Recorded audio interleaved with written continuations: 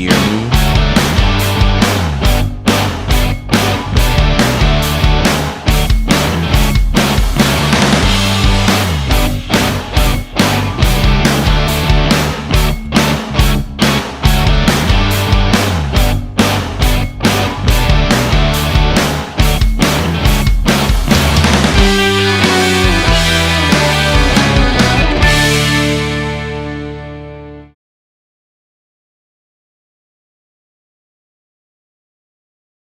All right. Testing, testing, testing. Audio, audio, audio.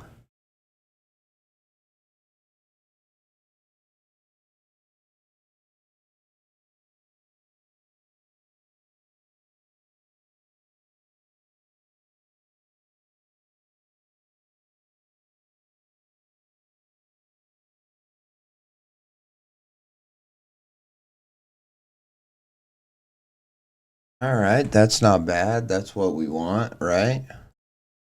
We want to be able to hear ourselves. Hopefully this year for Christmas or something, I'll get a microphone arm that like holds the mic, right here. Although with these compression mics, I feel like you have to be closer than I'm used to. I was always taught to do the fist thing.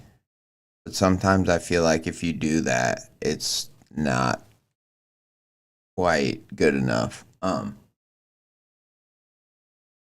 Well, thank you for tuning in today to the RedDeathMask stream. I'm here. It is currently 4:48 p.m. Sorry I'm late. Whenever I stream during the day, it's always going to be a crapshoot. I wanted to start at 4. I gave myself, 7 hours to sleep.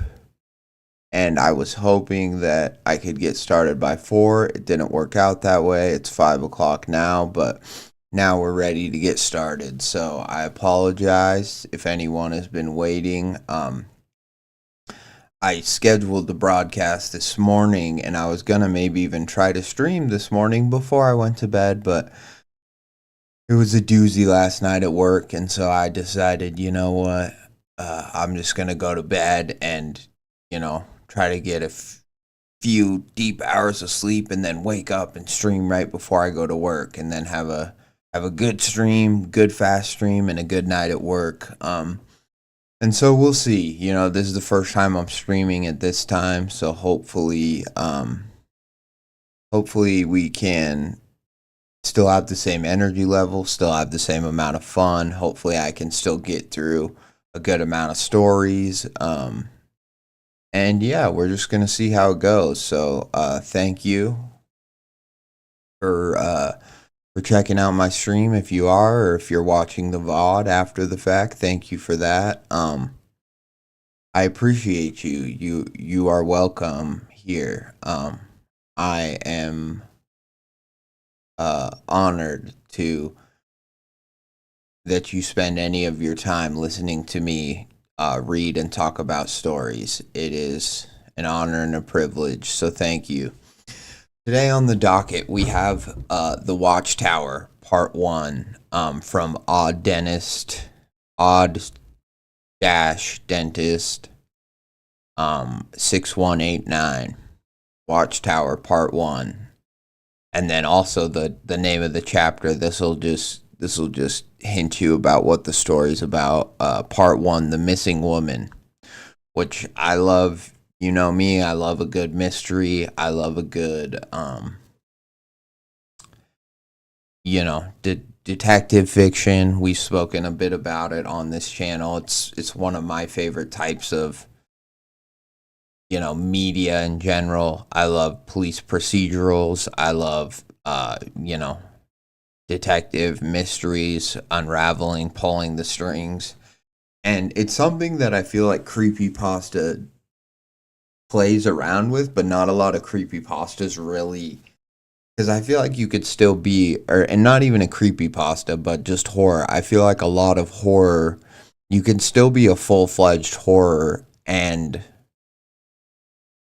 be a detective. So I feel like the two genres are like a match made in heaven. I feel like they're so symbiotic that they're almost the same thing a lot of the time. But I feel like so many people stick to one, or if there's any paranormal elements, they're like, well, you can't have you can't have a detective trying to solve a case or something because like the paranormal stuff would just throw it off too much. And I mean, I disagree. I would like to see more of that, but I'm hoping, I'm not for sure that this is a detective story, but I'm just saying that it's a type of story that I like, that I want to read more of. I love yeah, I love unraveling a good mystery.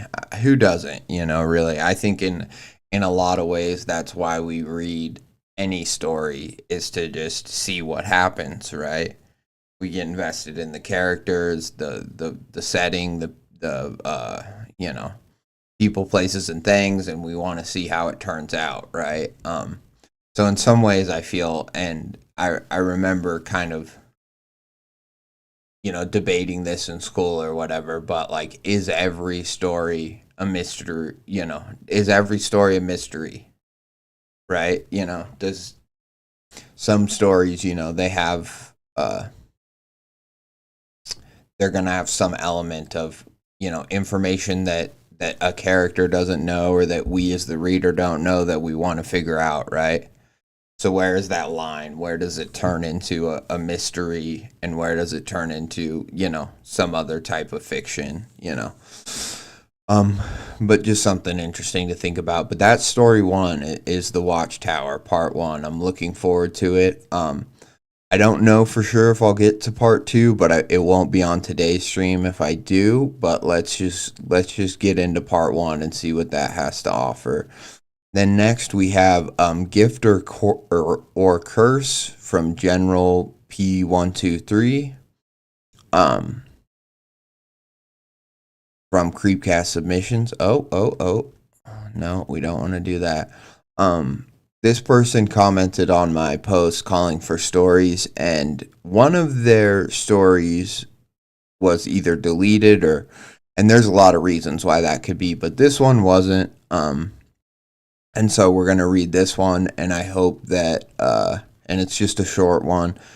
And yeah, I hope that if they wanted me to read that other story as well, that, maybe they'll see the stream and send me a message with a re-upload of that other story, or what happened with that. I know sometimes stories just get taken down because they're like, it was formatted wrong, or this or that. There can be a lot of reasons. But so we're gonna do that story, and then we're gonna do the evolution from 2 months ago. Sorry, Gift or Curse is from 8 months ago, and Watchtower from 9 days ago. It was posted. Although I think the story's been on some other formats a little longer, but yeah. And then sorry, we have the evolution from uh SSdeku.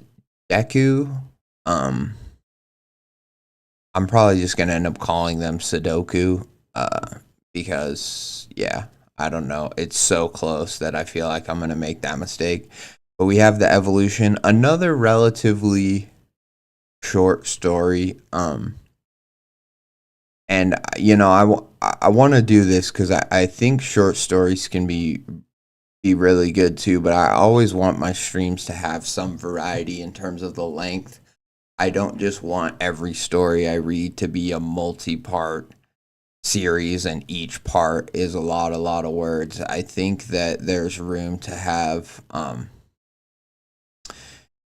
short stuff too. And short stuff, especially on Creepcast, keep this in mind, authors on the Creepcast subreddit, short stuff tends to do a little bit better. Like, I don't know if it's just that more people read it.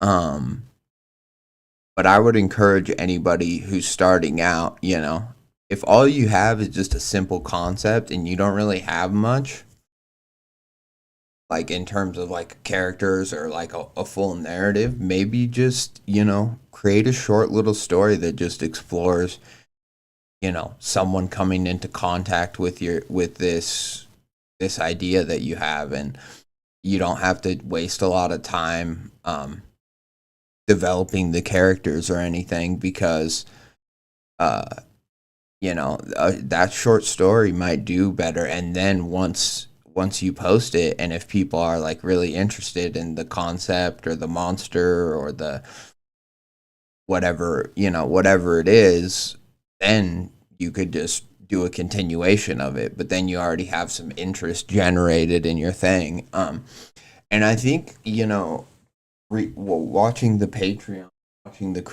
Patreon, I think with these interviews with authors now, I think we're finding that, like, Pen Pal, Left Right Game, almost all of these started off by someone just being like, they write the first part, and don't get me wrong, a lot of the concept and the story, like, there's a lot to them, right? They're not just a short little blurb, but like Footsteps was just gonna be Footsteps at the very beginning. The guy just posted it. He wanted to throw his hat in the ring. He was curious. He had an idea, something that scared him as a kid that he wanted to like explore in a story, and so he did that, posted Footsteps, and then it just kind of took off, and people were like, we need part 2, and so then he's like, oh god, and that from the audience and fans of the first part, that is what leads them down to continuing other parts. And so, and same with like Left Right Game, like it was, I think he had planned to do multiple parts, but he thought he was gonna have more time. But then when he posted part 1, and he was like, it should take me like 3 weeks to do part 2, and then people were like, I can't wait. People were commenting on the Left Right Game being the part 1 of the Left Right Game being like, because everyone back then on No Sleep knew that you couldn't do more than one post in 24 hours. So if you had a story that had multiple parts, everyone was just expecting you to post the next part the next day. And so everyone was like, oh, I can't wait till tomorrow. And he posts the next part. And the guy's like, well, fuck, I thought I had time to write it, and so then he had to kind of rush. But I think that pressure is good creatively. I think creatively, it's good to have deadlines, especially deadlines that are because people are interested, right? It's not a deadline that you self-imposed or that like a publisher or someone else has imposed on you. It's a deadline that it's like, no, people are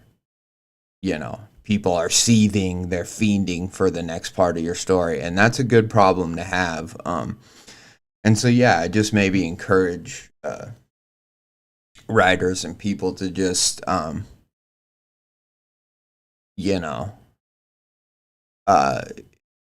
explore any concept in any way, and you can always just post something and don't put multi-part or anything on it, and if it really catches people's attention and it gets a lot of traffic, well then you can always continue on that post and do part 2, or not on that post, but you know what I mean. You can always do a continuation of your story, and I think that is kind of an interesting way to do it, because it's almost like you don't choose. If you did that, it's almost like you wouldn't choose what story you want to make into a series. It's almost like your fans or your readers choose at that point, which I think is kind of interesting, right? And I think it's different in this day and age, than it was on like the heyday of No Sleep. But I do think there's something to be said for following your gut and what you want to write, but then also once you put that for those few stories out there, whatever, see what people respond to, you know what I mean?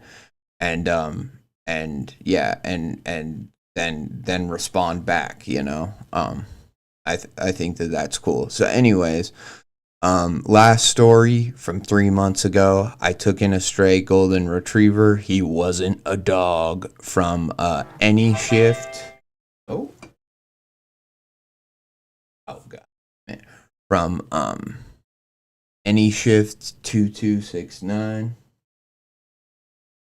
And yeah, so that's gonna do it for our stories today. That's what we have on the docket here. Here I do want to spend a little bit of time. Yeah, so that's what we're gonna get to. And again, this story, you know, a little bit longer, but still not too long. And it's good title, good fun, classic, like no sleep type title. I'm curious to see what all these stories have in store for us. But real quick, I'm just going to share the stream with the authors so that they can tune in if they want, or they can, they can watch the VOD after the fact, you know. And I like to try to do it before I fully start. So here, let's watch a little bit about Wendigoon talking about Afrin, and while I'm sending out these notifications, and then we'll get into the stories. How's that sound? Of nasal tissue damage associated with prolonged use. Bayer's response? Well, of course, that their FDA-compliant warnings were adequate, and therefore, they bore no responsibility to highlight or emphasize potential consequences of misuse, even in cases where such misuse is common or foreseeable. So Kelso argued in court that this neosynephrine, or brand name Afrin, is responsible for a lot of damage to his nose, but Bayer is saying that the warning is right there on the label. So what is the warning on the neosynephrine label? Well, buried in the middle of the product's label, it plainly states, quote, "Do not use this product for more than 3 days. Frequent or prolonged use may cause nasal congestion to recur or worsen." And of course, by plainly states, I mean you need a microscope and extremely steady hands to be able to see the warning. A warning which, if you ask Bayer, is critical to be aware of if you're going to put one of these up your nose and pull the trigger. Now, I'm sure that the topic we're talking about today is fairly reminiscent to a lot of you. I mean, most people I know have an uncle who couldn't quit using nose spray for a time. But at what point does an addiction turn from a minor nuisance to a serious public health concern? Companies like Bayer are hoping that point never comes, and admittedly, it feels like it never will. The Kelso versus Bayer court ruling occurred over a decade ago, and yet the dependency on over-the-counter nasal decongestants remains disturbingly underreported and underpublicized. See, for topical decongestants like nasal sprays, the active ingredient doing the heavy lifting is oxymetazoline hydrochloride. This ingredient works by stimulating receptors in the mucous membrane of the nose, causing the vasoconstriction and temporary relief of nasal congestion, effectively opening up the vessels in your nose for a period of time. And according to a 2022 review done by Healthline, Afrin was selected as the overall best over-the-counter nasal spray. Within this article describing the medicine, a short sentence states, quote, "Afrin can be habit-forming." See, Afrin is intended for short-term use only, and prolonged exposure to Afrin leads to a condition known as rhinitis medicamentosa, which is a complicated way of saying rebound congestion. See, rebound congestion is the habit part of habit forming that Healthline is warning about. When used longer than the recommended 3 consecutive days, the effectiveness of the ingredient, oxymetazoline, begins to diminish. And because the blood vessels in the nose become accustomed to Afrin's artificially induced construction, once the drug wears off, they begin to dilate more aggressively. Or, in layman's terms, since the vessels in your nose are used to the drug making them constrict and force mucus out, when it doesn't have the drug, they're more prone to opening up even wider than before. Which means your stuffy nose? Yeah, it's worse than it was before, prompting people to use the spray again and again, establishing a physiological dependency, or in other words, an addiction. And common symptoms of Afrin addiction withdrawal include headaches, nausea, agitation, and insomnia, to name a few. Or at least, headaches, nausea, and insomnia. If I was going through all of those things, I feel the agitation would come naturally. But as annoying as all those symptoms are, there's a far more sinister side effect of Afrin. And that would be the side effect that makes it feel like you can't breathe. That's right, a nasal spray meant to clear your nasal passage and help you breathe actually rewires your nasal tissue's behavior, tricking your brain into believing you're suffocating without it. While it's not traditionally classified along with more notoriously abused substances like opioids and alcohol, Afrin addiction resembles the same behavioral hallmarks of addictive patterns. And to clarify, Which this video is so funny because I know for a fact people, as addicting as other things are, people use, drug addicts will use Afrin to do so that their nose is clear so that they can do more drugs. So it's like, I found this video concept so funny anyways, because it's like, I have always known that Afrin's addictive, and it's not addictive in that it's like, oh, it's gonna make you feel so good. It's addictive in that it's like, your nose will become physically dependent on it. You'll feel like your nose is always stuffy no matter what without it. And so I just, I found it really funny that they're like, yeah, maybe it's not as bad as alcohol or anything else, but I'm like, it is if it goes hand in hand. It's like people at a party where they're all snorting a bunch of drugs will pass around Afrin the same way they'll pass around the drugs. It's pretty funny. clarify, it's All not right. that the drug makes you Sorry. unable to breathe through your nose. You can still breathe through it just fine. But because your nose is so used to working so much better under the drug, then people who are coming off of Afrin feel like they can't breathe through their nose for a while, which makes them feel like they're too congested, which makes them want to get rid of the congestion, which makes them come back to the spray.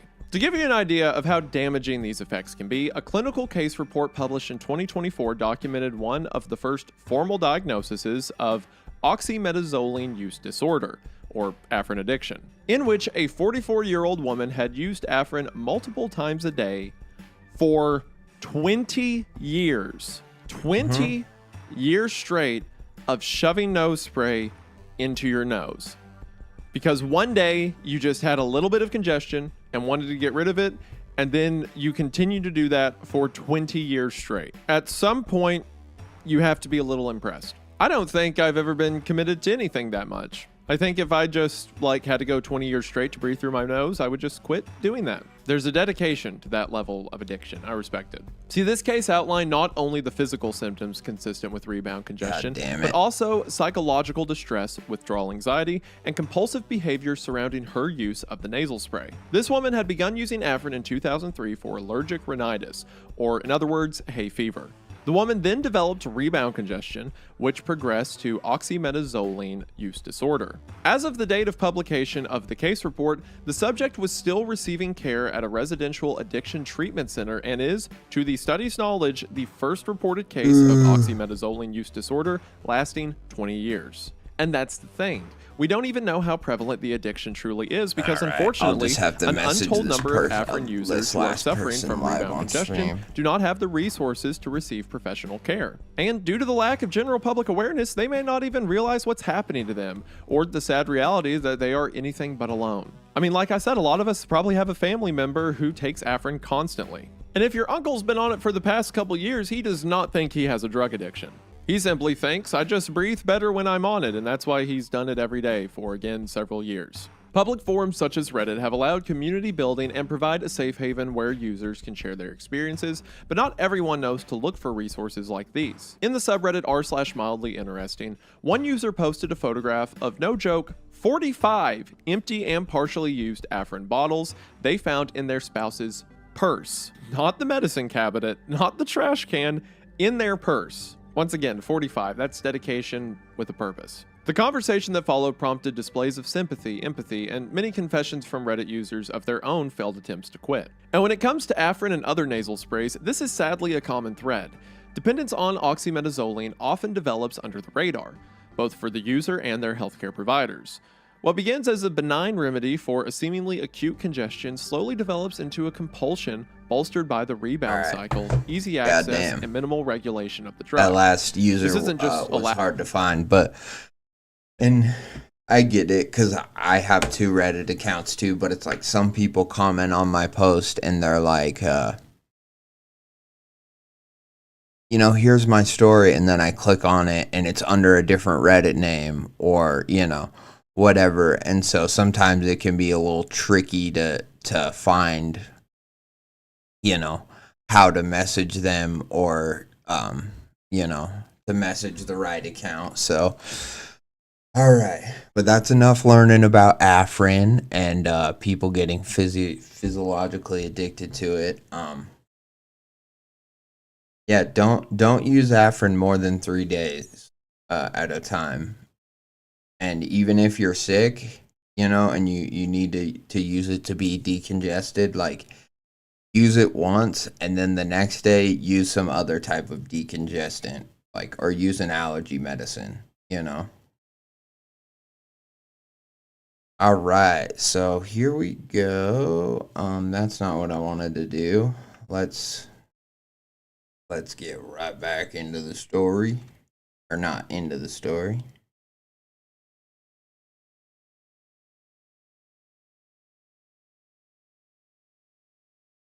What up, General? I just saw your reply. So thank you for subscribing and for stopping in. I'll look forward to reading your story. Let's see, where is it? Which one is your story? Okay, yours is the second one. I'm gonna, just because I already have this one up, I'm just gonna give this one a little read through, and then who knows, if there's time, maybe I'll read that other one that you sent me, or now that you sent me a message with the other story that you have, I will add it to the list, and then I'll just cover it on another stream. So don't worry, pretty much anyone who personal messages me at this point with a story, I almost always get to it in some way or another.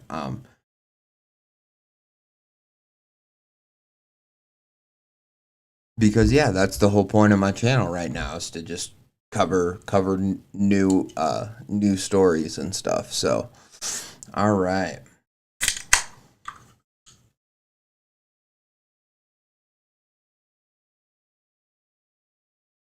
Let's get some background.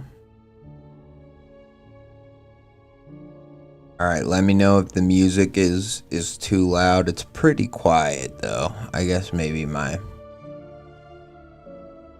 yeah, I have it in my headphones, but I can't barely hear it right now, but I know it's louder on the stream, so I'll keep it where it's at. 22 is a good volume. But we have the Watchtower, part 1. The missing woman.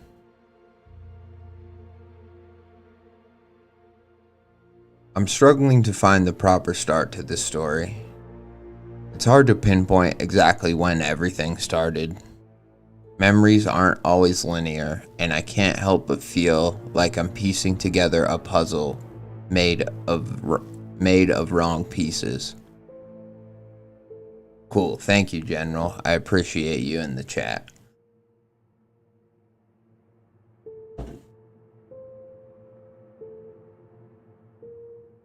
However, this story has to be written. It has to be read. If not, I fear that all we went through will be for nothing. In lieu of finding a beginning, I think it's fair to say that the story begins at a restaurant called the Red Duck Cafe. The Red Duck was a dive. So anyways, I'm kind of pausing here because this intro's interesting. I like when a narrator is kind of being like, this is why this story matters in some form or another, right? And that's kind of what this narrator's doing. Now, would I maybe tweak some things? Maybe, like this, line about, I feel like I'm piecing together a puzzle made of the wrong pieces. I feel like there's maybe more more poignant way to say that kind of same thing. Like, I feel like like I've heard it in stuff before. Like, I feel like I'm trying to put together a puzzle, but I don't have all the pieces. I've heard that sort of a line before, so I don't know. Maybe my brain is just like, well, I liked it better the other way it's been said in the past, where I've heard it in like a movie or something. Or maybe it's my brain being like, maybe there's a better way to say that, because like maybe I'm piecing together a puzzle made of the wrong pieces. I don't know. It's yeah. It's just something to think about. I think maybe there is a stronger way to say that, like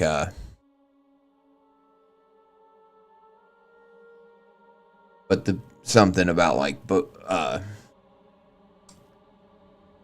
the pieces only, but the pieces don't all fit together, or I'm piecing together a puzzle,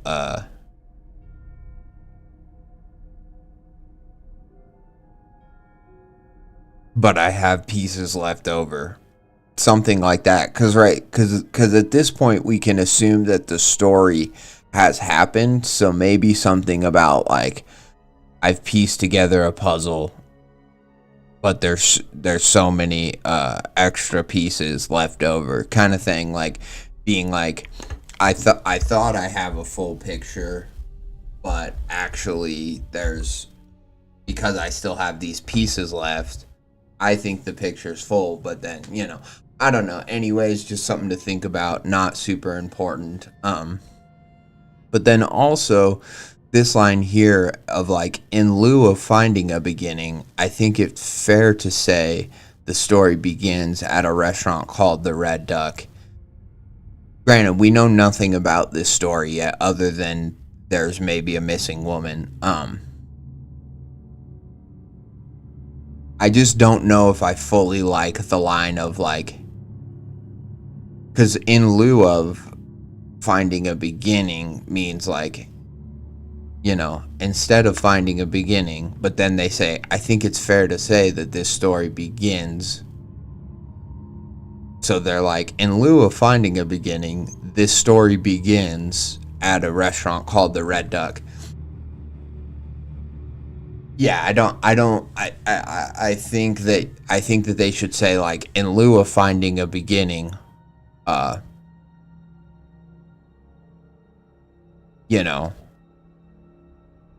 where I begin, or maybe you could go back to the puzzle metaphor, and you say, like,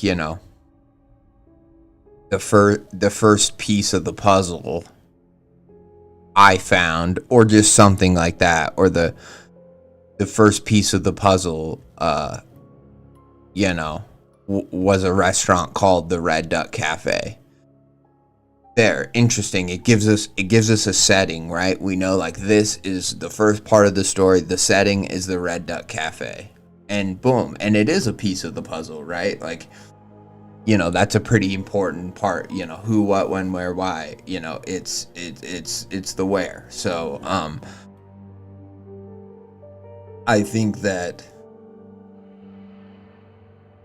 you shouldn't say in lieu of finding a beginning, or instead of saying that this story has an exact beginning and then saying this story begins at, I think that that's a little clunky, and it's I don't want to use this because it can come off kind of mean, but it in the classical sense of the term, it's a little bit oxymoronic to say, like, in lieu of finding a beginning, here's the beginning. You know what I mean? It's like, you're not doing the in lieu of part. You're just being like, I can't find a beginning, here's the beginning. And so it's like, you can find it. I guess that's what my brain goes. So that's why maybe the problem I have with this is that you shouldn't say this story begins at a restaurant. I would say, or I think that maybe a better way of doing this is, in lieu of finding a beginning, I think it's fair to say the first piece of the puzzle,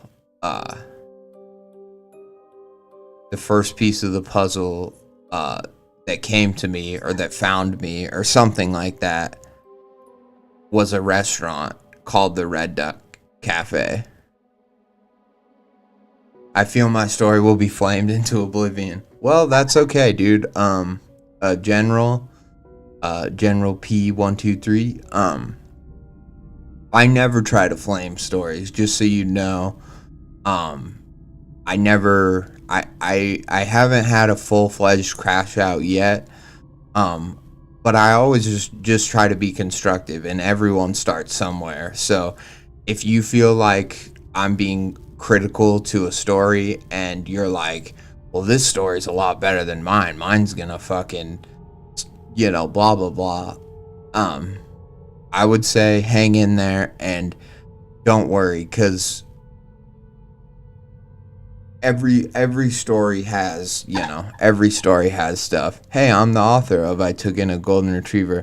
Thanks for covering. I'll have to come back and see your comments later. Yeah, thank you, Peanut Butter Operator. I look forward to covering it. I think it's the last one in the lineup, so yeah.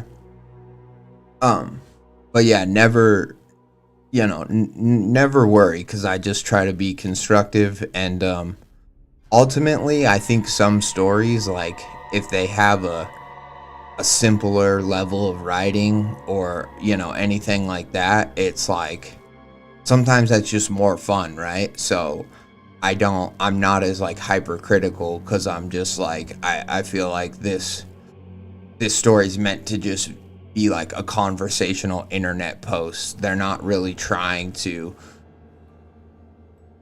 paint like a literary scene where they're really trying to, and that's fine, and both, there's room for both those types of stories to exist. So long story short, don't fucking worry. I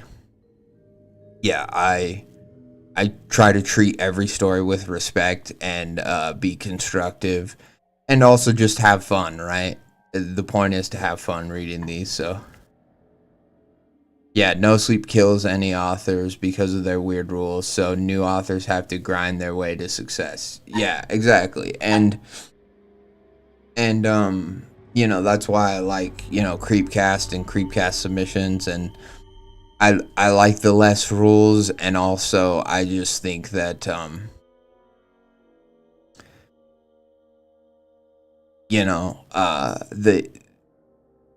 the ridiculous rules may work for no sleep and what the mods and the no sleep community wants, but I think if you're just trying to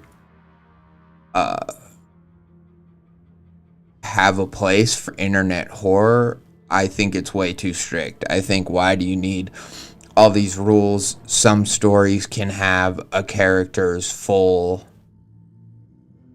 it doesn't have to be anonymous or seem to be anonymous. Some stories can have a fictional character's full name. Like, there's no reason.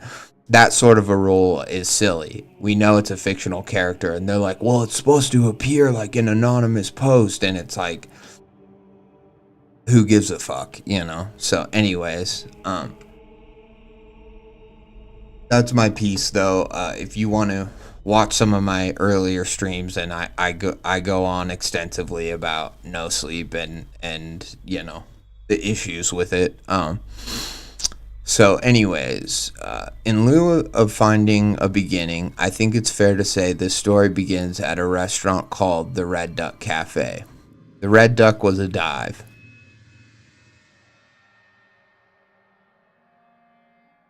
Yeah, nothing scary happened. Yeah, that's a good one too.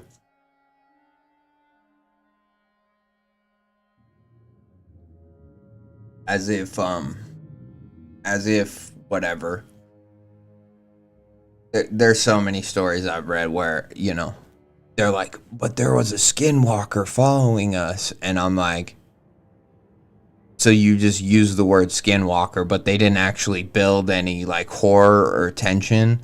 And so I'm like, that's not scary. Just because you used a supernatural horror entity, that doesn't, whatever. Anyways, but I feel your pain, man.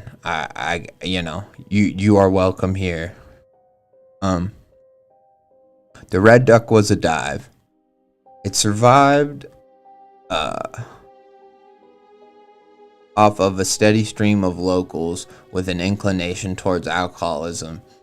And see, just because I've been a little critical at the beginning of this story, I do want to say that, like, I like this short paragraph or this short sentence here of the Red Duck was a dive. And it survived off of a steady stream of locals with an inclination towards alcoholism. So many writers will make the mistake of spending paragraphs on top of paragraphs describing exactly what the scene of this dive bar will look like, but sometimes it's more efficient and even more effective to just let your reader imagine, because most people, I mean, everyone's seen movies, right? So even if you're a young kid, it's like everyone knows what a dive bar looks like. So just call it a dive bar. The Red Duck was a dive. Simple. And then now we're getting into the people who populate, the scene. And I think that you can then get into the meat of what actually happens to your story a lot quicker. I've read, I would say, multiple stories now where they have some sort of a dive bar situation or, this or that. And writers will be like, but this is how this dive bar was unique. But that's the thing, is like, every dive bar is uniquely ununique in its own way. You know what I mean? And like, every dive bar is different in its own fucked up way, but because of that, they're all kind of exactly the same. So you should only really have to go into super specific detail about stuff that's going to happen in your story, stuff that's going to affect your story. So like, if this is a dive bar that doesn't have a bathroom, and people have to use the bathroom at the gas station across the street or something, because both the bathrooms are out of order or something like that, it's like, mention that, but you don't need to go on and on about the leather being, whatever, broken and all the shit, and the stools with whatever, the cushions worn out and stuff. But it's fine if you want to, and at the end of the day, it's your story. So if you want to go into detail about that stuff, fine. I'm just pointing it out. So I like this part here. I like the Red Duck was a dive. It survived off of a steady stream of locals with an inclination towards alcoholism. Occasionally, a bumbling tourist or a lost stranger would find their way into the dusty old bar, but it was the regulars who kept the lights on and the taps flowing.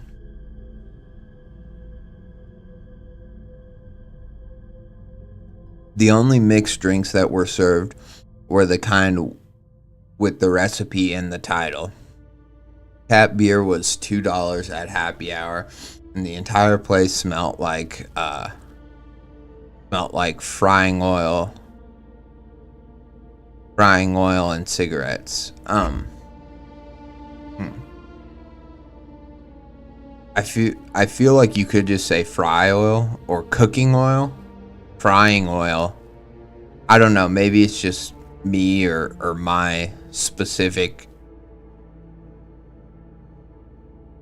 American sensibilities from the part of America I'm from, but I'm not used to hearing frying oil. I'm used to either hearing like cooking oil or, fry oil.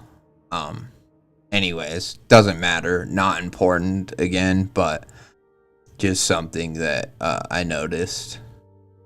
The entire place smelled like frying oil and cigarettes. It wasn't the kind of place I frequented, but it was where my newest client had requested we meet at. Okay, interesting. So now I'm wondering, because the first part's the missing girl, I'm wondering if our narrator is some sort of a private detective and they're meeting this client at the Red Duck. So, fun so far, fun so far.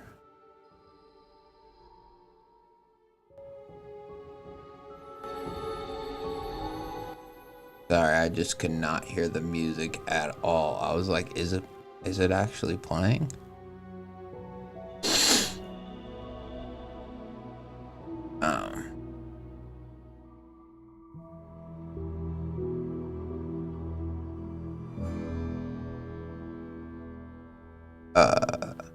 It was around 7 o'clock when I found myself sitting at a table inside the bar. I waited patiently with a grin and with a gin and tonic sitting in front of me. I watched the bubbles rise to the surface and pop, thinking about very little at all. Interesting. I watched the bubbles rise to the surface and pop, thinking about very little at all. The puddle of condensation around the glass grew by the second. Bartender, an older man with a long beard, was the only other inhabitant of the Red Duck at the time. He stood behind the bar. Damn. Is it now I'm wondering, is he saying 7 o'clock in the morning? Because even a dive bar that's like not popular, at 7 o'clock, I feel like that's a pretty...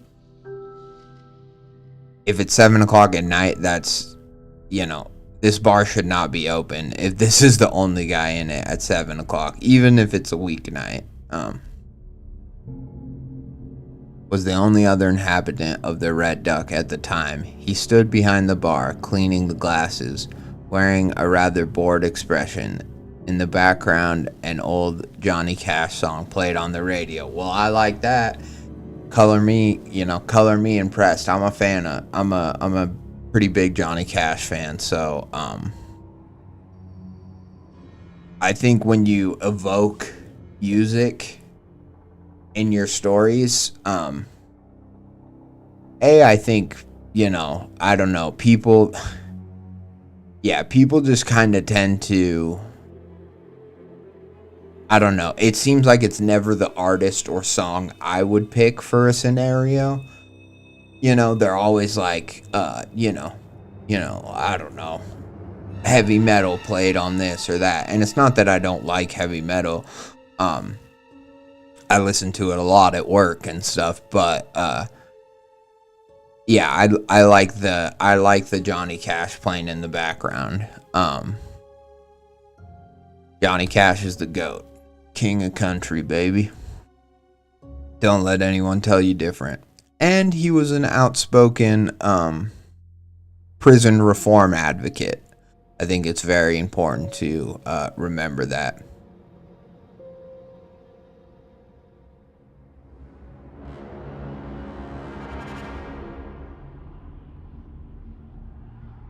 In the background, an old Johnny Cash song played on the radio.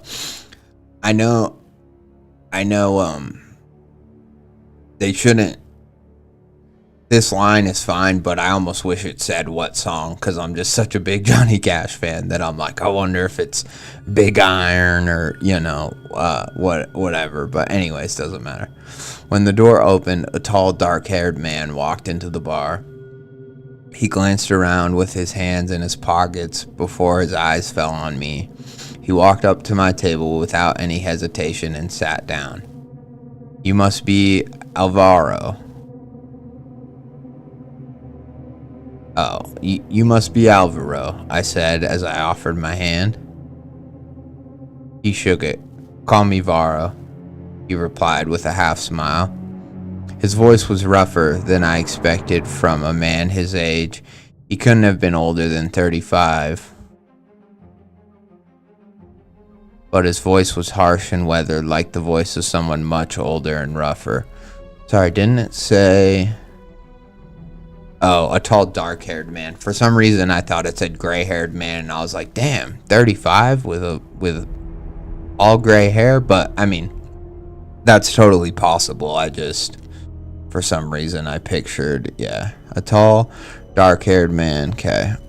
His voice was rougher than I expected, okay. Weathered like a voice of someone much older and rougher. You're Harper.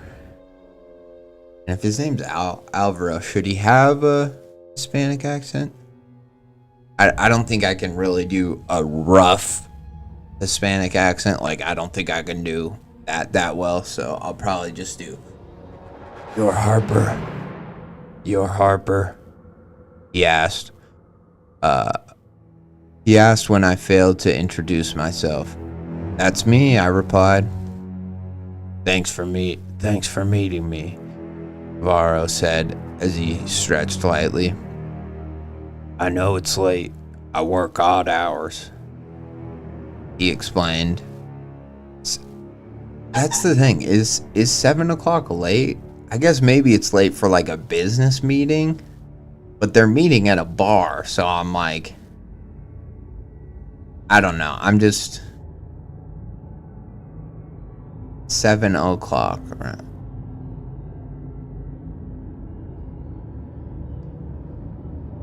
Okay. Yeah, okay. I don't know. I guess it's late for a business meeting, but for a meeting at a bar, it seems like the actual time. Like, most people get off work at 5, and, you know, they go home, maybe they shower, change their clothes, whatever, and then they like might meet at a bar, you know. So for a meeting at a bar, I'm like, it seems like not an odd time at all. But anyways, he explained as he spoke. I noticed a strange scar across the side of his throat. It was white against his skin. I tried not to stare for too long. It's no problem. After all, it was my job. It wasn't so unusual to meet at odd hours with clients. Yeah, and that's the other thing. I was going to be like, if this person's like a PI, he probably meets people at every hour of the day, you know. After a few moments, the bartender took Varro's order and returned with a glass of whiskey. Varro sipped the drink, hesitating to tell me what it was he was asking me to do. After a moment of waiting, I said, if you need someone found, you're going to have to give me a little bit of information. Right, he nodded quickly, running his hands through his hair.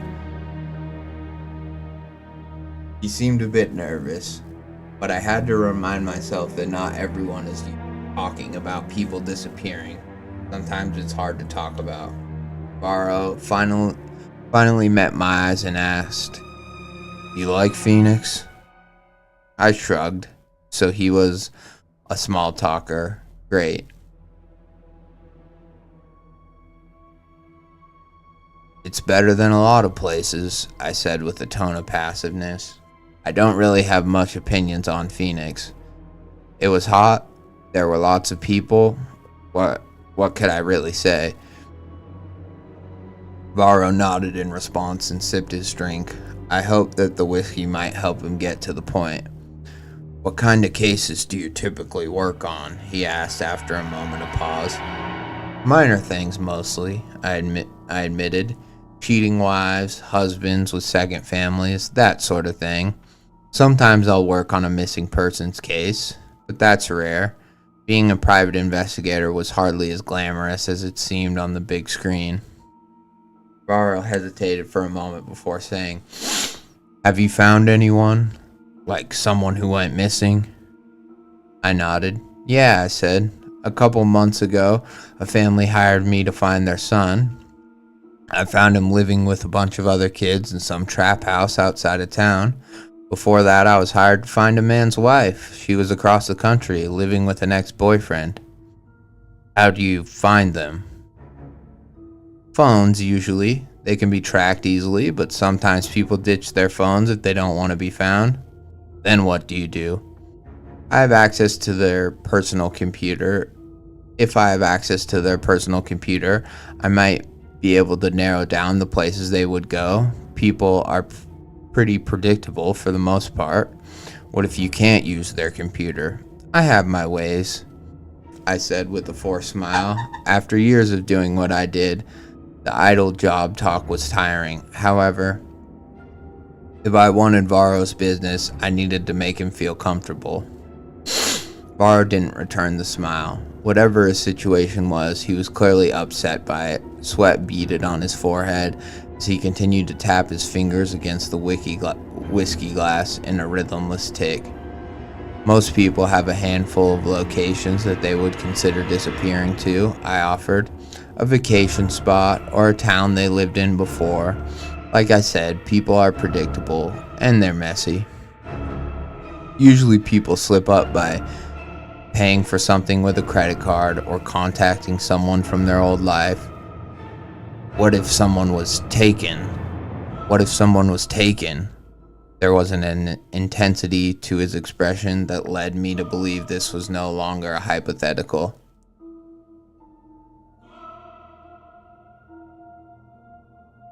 It gets more complicated, I said. If there is reason to believe that someone was abducted, usually the police get involved. Sometimes I can help, but ultimately I'm not law enforcement and I have my own restrictions. Varro looked genuinely disappointed to hear this explanation. But it doesn't mean I can't help. I paused for a moment. Instead of talking in hypotheticals, can you just explain what it is you want me to do? He let out a long sigh and scratched the back of his head nervously. My sister stopped responding to my calls. He said so quietly I almost didn't hear him. My sister stopped responding to my calls. How long ago? 2 days. Could her phone be dead? No, she's good with her phone. She never lets it die like that. Varro seemed almost offended that I would ask such a thing. What about being at a cell service? She's not camping or anything, is she? The question brought a half smile to his face. No, my sister isn't the outdoor type. Did anything significant happen leading up to her loss of contact? I didn't want to say disappearance, at least not yet. She got into a heated argument with my mother. She left that night, and I haven't heard from her since. There was a clear worry in her eyes, a look I knew all too well.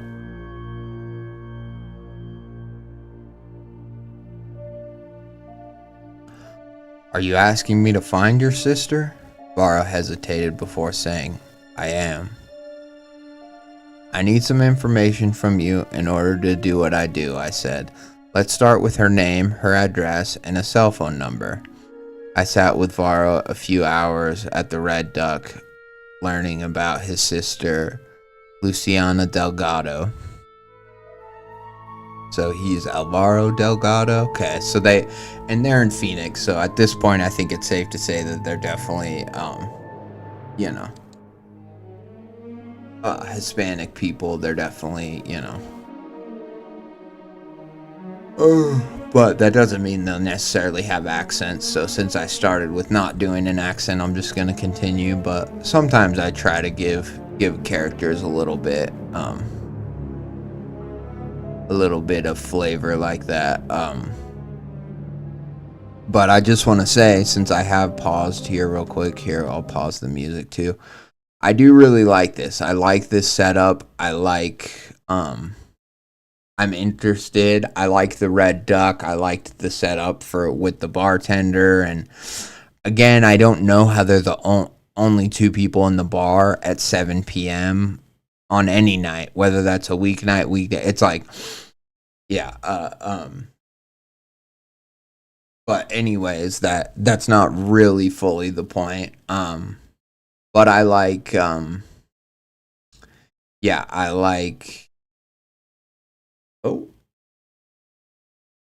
don't go off headphones. Anyways, I like Alvaro. I wish we knew our Harper is our investigator's name.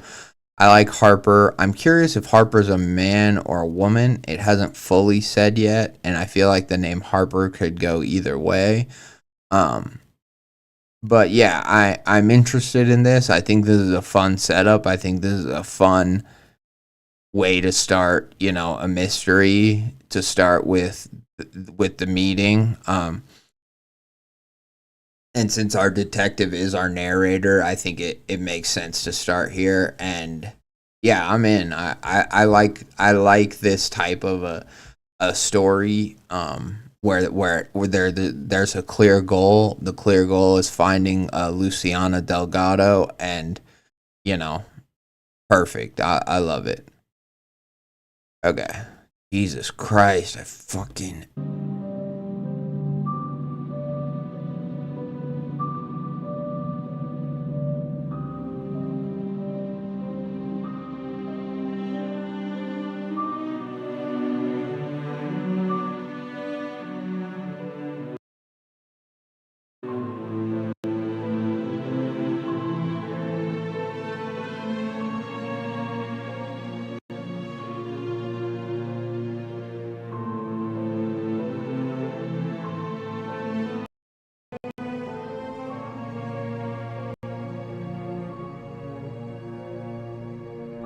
My God. Okay. Sorry about that. I was having Bluetooth issues. Luciana Delgado, who went simply by Lou. She was a liberal arts student studying in Albuquerque. He had a few days off from school, so she went home to visit their mother in Las Cruces. It was shortly after that when she disappeared.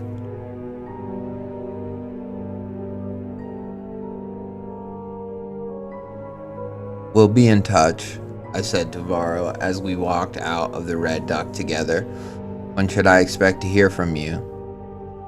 When should I expect to hear from you? Research like this usually takes a day or two. I should be able to track her phone until she lost coverage and hopefully learn more from there. I'll call you in less than 2 days. He nodded, still looking as nervous as ever. Typically, at this point in the meeting, my clients would begin to calm down. Most people found it comforting to pass their stress to me. It was strange that Varro looked just on the edge. It was strange that Varro looked just on edge as ever as he walked towards his car.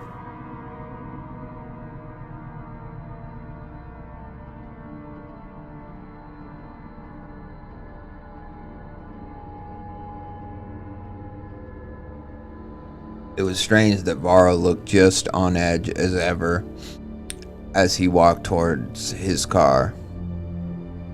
I couldn't help but wonder if there was something that he wasn't telling me. And Varro, I called out before he could slip away into the night. I know it's hard, but if there's anything you forgot to tell me, please reach out. Even the smallest things can really help. Alright, I'll text you if I think of anything. I dug into Lou's case the moment I got home. At first, it seemed like a pretty straightforward case, the kind of case I had worked on many times before. From what I found, Lou left Las Cruces and eventually New Mexico as a whole. Somewhere on the other side of the Texas border, her phone had shut off.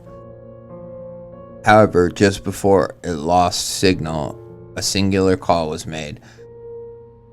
The call had been made to a local towing company. It wasn't hard to find the towing company. It was the only one in a small town called Judgment, Texas. There were no pictures. There were no pictures online, nor was there an address listed. However, from the looks of Judgment, it wouldn't be hard to find the towing company.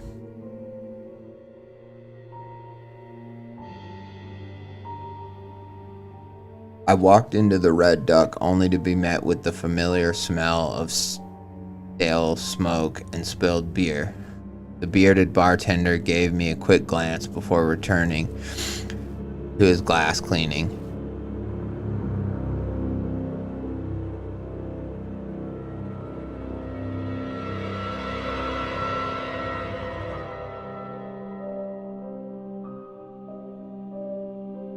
So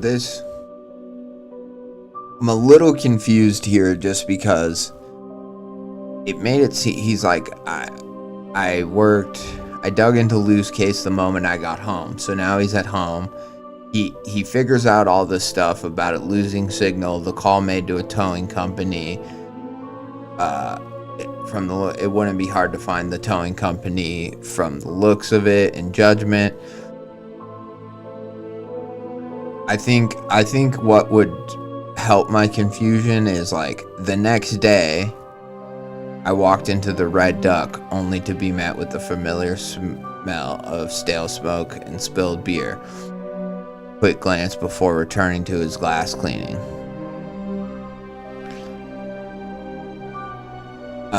And now he's talking to Varro again. So they're meeting back at the Red Duck, but it almost sounds like from the way those last two paragraphs went, it without a line like the next day we, whatever, it almost sounded like all of a sudden like they had just both left and he was at home, and then he's like, and now we're back at the Red Duck. And so I was like, wait, is this the same night? Like, did he just run home, figure out this stuff, like get on his computer, search her phone, do whatever a PI would do, and then does he come back to the Red Duck immediately? Like that, I found that a little confusing. So why wouldn't she have found a charger and recharged her phone by now? Varro asked as I slipped into the booth seat across from him. Once again, we were the only two people in the bar. An old country song played from the record machine. It sounded distorted and more echoey than usual, but maybe that was just the empty bar.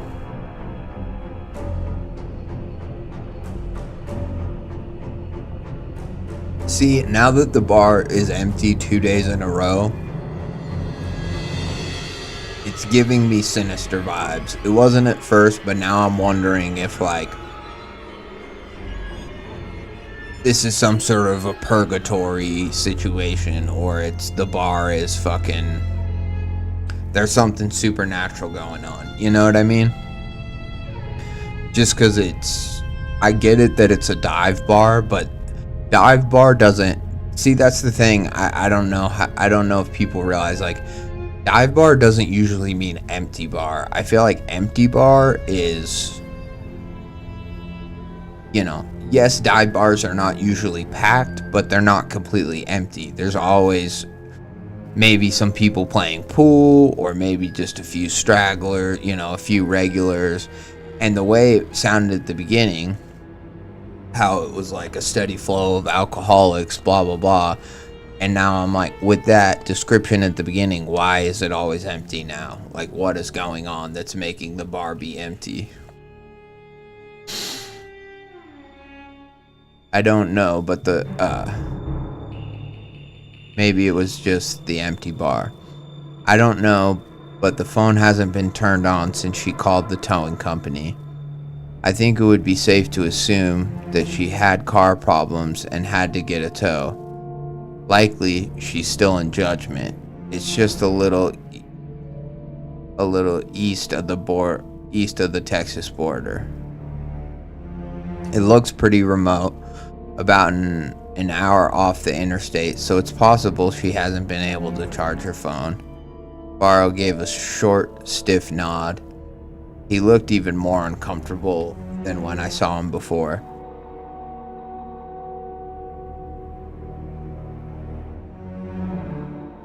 He kept spinning the glass of untouched whiskey in a circle on the table. Dark bags were under his eyes, and patchy stubble covered his jaw. Clearly the disappearance of his sister was keeping him up. I tried calling the tow company, I continued, but the call didn't go through. The line was busy both times I called. Why the hell would Lou drive an hour off the interstate to a random town, Varro said. It doesn't make sense that she would go that way. I gave a small shrug. Lots of family members failed to see the connections. Maybe she has friends in that direction. Lots of young people go to friends' houses after an argument with their parents. Do you know her friends? No, he admitted quietly. But I think she has friends who live closer than Texas. I nodded. I'll call the towing company in judgment once they open again, I said. Thanks, Varro. Thanks. Varro ran a hand through his hair and glanced around the bar. But I think I should just go down there myself. Would you like someone to go with you? I asked. Looking back, I have no idea why I offered that. I wasn't friends with Varro, and I didn't know his sister personally. Sure, he was paying me. See, that's the other thing that I find kind of interesting about this.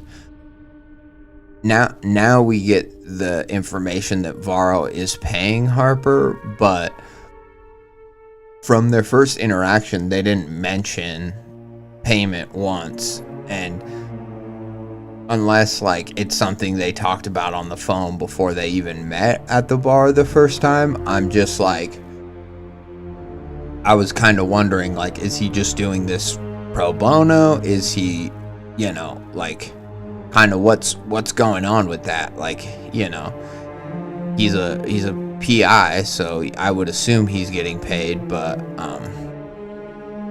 anyways, I just thought it was interesting that they didn't talk about that in their meeting at the bar. That Varro wasn't like, well, how much is that gonna cost me, or just something, I don't know. But clearly he's worried, so maybe money is not really his concern, so I can understand that too. Yeah, so something worth noting.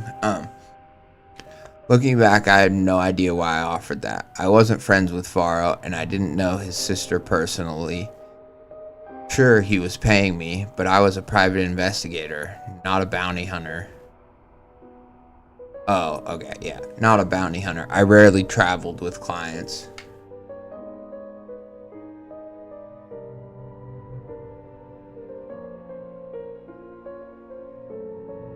Which I don't know how much that line makes sense. Like, because do bounty hunters travel with their clients? I guess if they pick up their clients. So yeah, I guess it does make sense, because if they pick up, if someone jumps bail, I mean, that's what bounty hunters basically are nowadays. They're bail, they're bail bondsmen. So yeah, anyways, despite this, there was an odd draw to the town of Judgment. I think I started to feel this draw the moment I had searched its name. In the moment, however, I told myself I was being a good person, a good Samaritan, by helping Varro find his sister. Upon looking into the towing company Lou had called, I found that there was little information online about Judgment. So little, in fact, that it was bordering on suspicion. Why would a town not be labeled on Google Maps? See, and that's the other thing I was going to say is I'm getting the heebie-jeebies about this town. I mean, the name Judgment ultimately, is ominous just to begin with. But then I'm like, it's just across the Texas border from New Mexico. But I'm like, both these states of New Mexico and Texas, I'm like, both these are, close to Mexico, so I'm thinking like human trafficking pipeline, like could she have been kidnapped? I'm thinking that. I'm also thinking that the whole idea of like I can't get through to the tow company, and I'm like, but she somehow called the tow company. You know, that seems suspicious, that like her call. And I also think I wish it would have said earlier, like, how long did the call last? Like, was it 5 minutes? Was it only 30 seconds? Because it bodes differently, right? Like 5 minutes, okay, yeah, she could have called for a tow truck, but 30 seconds, that's not really enough time to, get a tow, and so I'm wondering if this tow company is a front for something else, like a trafficking ring or something like that.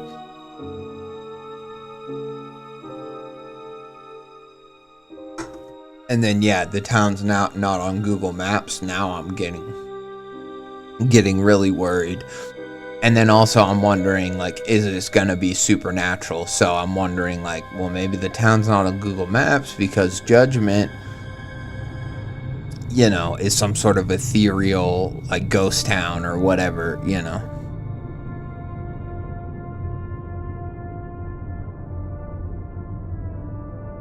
Why would a town not be labeled on Google Maps? You're willing to go all the way to Texas? His eyes met with mine, and I knew I couldn't take back my offer. Sure, I said. I don't think I would mind leaving Phoenix for a bit. Hearing what I offered, something in Varro's demeanor shifted, and he asked, I'll pay for the gas, lodging, and food, if you'd be willing to take your car. That sounds like a deal. I've never been to Texas. Or at least that was what I had thought at the time.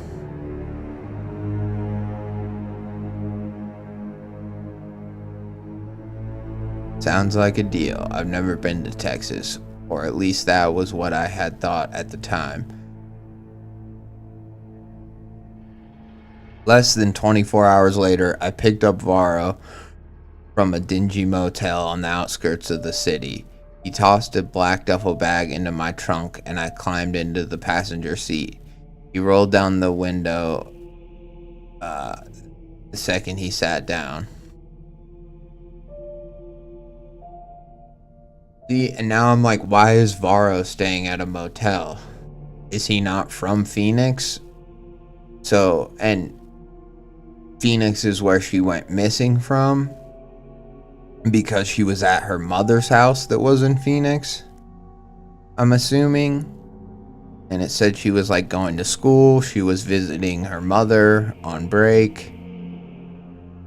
So yeah, I'm assuming that maybe like he's just in Phoenix because that's the last place he knew that she was at.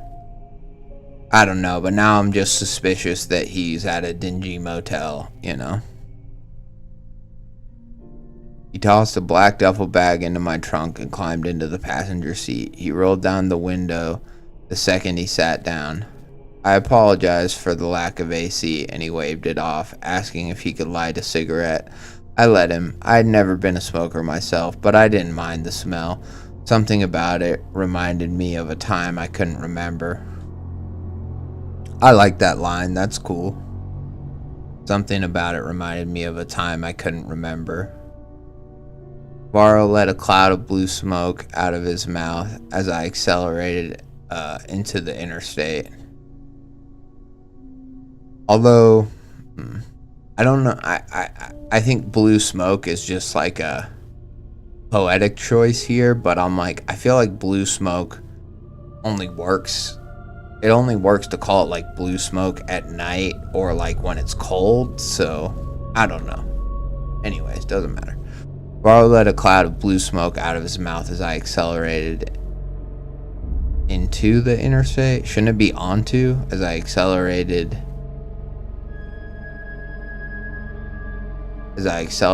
onto, yeah, I don't know, into the interstate. According to my GPS, it would take nearly 8 hours to reach Judgment. Varro and I had already agreed to take the drive in shifts. I would start us off, leaving Phoenix and heading south towards Tucson. The radio played a rather mediocre playlist of top 40s and early 2000s. I wasn't really listening to it, but the noise filled the silence between Varro and I.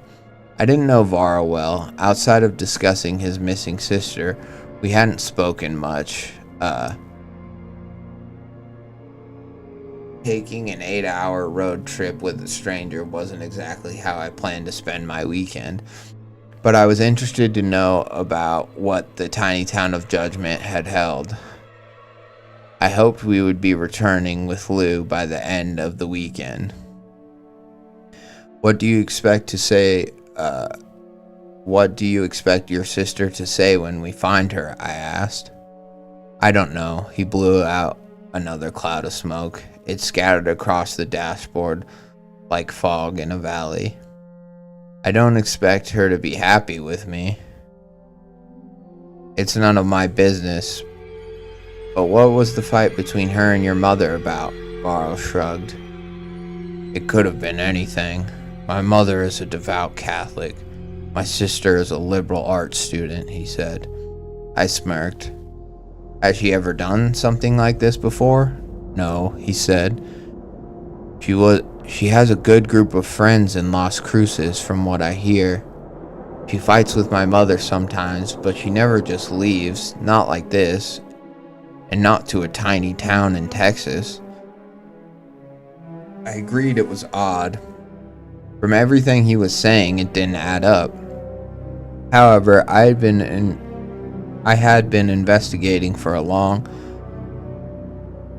I had been investigating. Should it be I have been or I had been? I had been investigating for long enough to know that one person's perspective of something was always limited. There was likely something Varro was missing. In Tucson, I gave up my position as driver in an attempt to sleep for a bit. Varro took over after we stopped at a truck stop. He drove back onto the interstate, lit a cigarette, and cracked open an energy drink. I gazed out my window at the dark desert skies. The mountains around Tucson couldn't be seen in the dull light, but I was familiar enough with the area to know they were there. The interstate was illuminated in a way only an interstate could be. The lights of cars reflected off of navigational signs and freshly painted lines on the road. There was something ethereal about the darkness that enveloped us. Anything or nothing could be out there, and we would never see it. I let my eyes close as I leaned back in my seat. I thought about the map we were following and the little dot which symbolized Judgment. It wasn't long before a strange dream met me in my sleep. I was breathing hard, harder than I ever had in my life. Tears streaked my face, and my feet were bloody, but I kept running. I ran across the rough desert until I found pavement. I wanted to collapse there. Everything hurt. There was so much blood. Too much blood. But I had to stay awake, had to get help, had to tell someone, anyone, what was happening to me. I limped along the side of the highway, praying to the God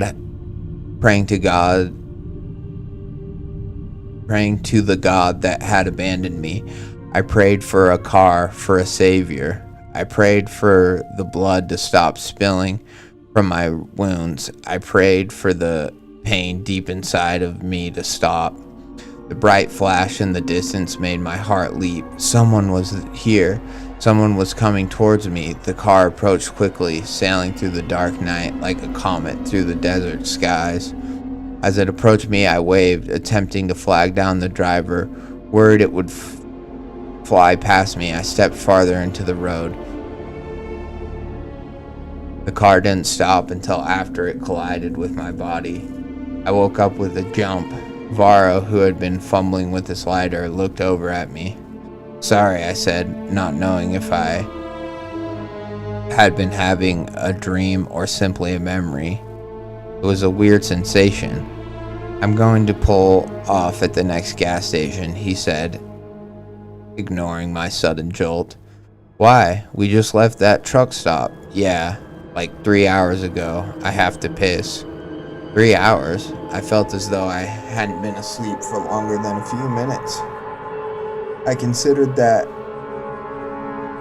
in silence as he veered off the road and up an exit.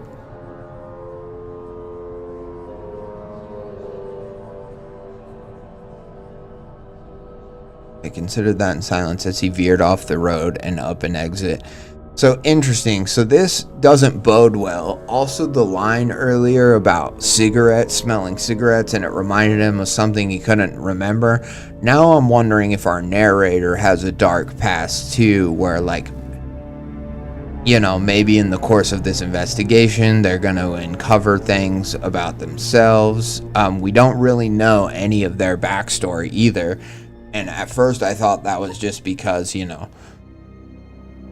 they're the investigator, it's not important, you know, we're going to be investigating their case. But now that we get this ominous thing about them having wounds and running out and a car colliding with them, I'm wondering if our investigator has some sort of amnesia about some past trauma or something. Like maybe he's already been to judgment. Maybe, you know, maybe there's something like that that's kind of,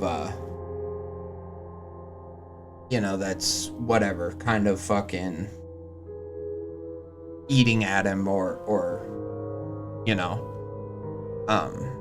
hidden just under the surface. So, you know, now I'm wondering where's this story gonna go? Are we gonna uncover things about Lou or Lou's disappearance, or is it Varro? Is that something gonna be uncovered there, or is it gonna be more our narrator? You know, so interesting. But that that dream does not bode well.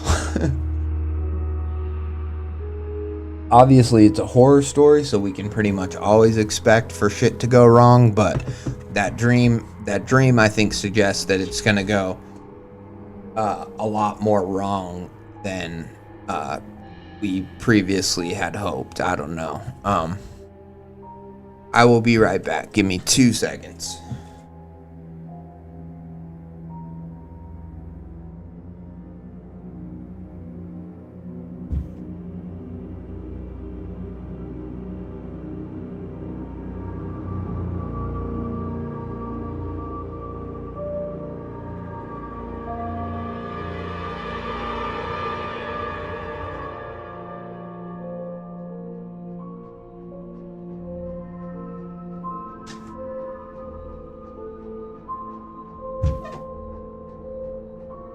There.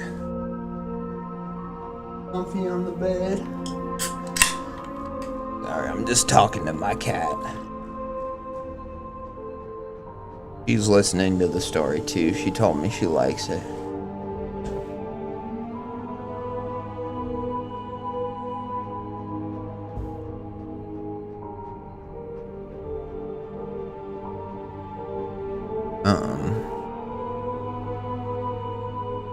As he veered off the road and up an exit, Varro parked the car beside the building and left in a hurry. I remained seated. I didn't have to go in, and I certainly was in no mood to make small talk with any other late night travelers. Varro walked back outside, pulling the hood of his sweater up over his head. He ducked into the car and backed out. Have you been to Texas before? I asked. I was born in Texas, he said without explanation. Really? Why'd you leave? I said. He looked surprised by my question. My family moved, he said simply. There's not much to see where we're going, just more desert. He took a drink from his can. I nodded. I assumed as much. Do you plan on stopping? I don't mind driving again. I plan to stop in Las Cruces, he said. Is that alright? Yeah, that's perfect. How far are we from there? About an hour. Are you stopping to see your mother? No, he said quickly. We'll fill up and trade places again.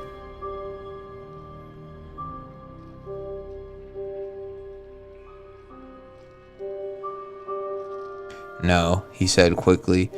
We'll fill up and trade places again. I just want to make it to Judgment. I'll get us a hotel when we arrive there. I didn't argue. It made sense to me. Instead, I glanced out the window and began to wonder about Lou's strange disappearance near Judgment.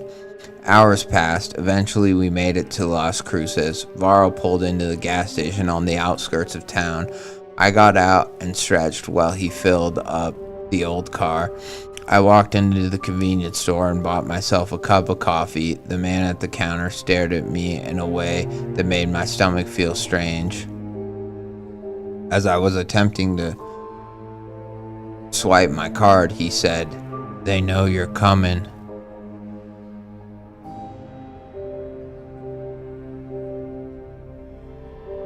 The Primores? I think that's how you would say that. The Primores told them about your return.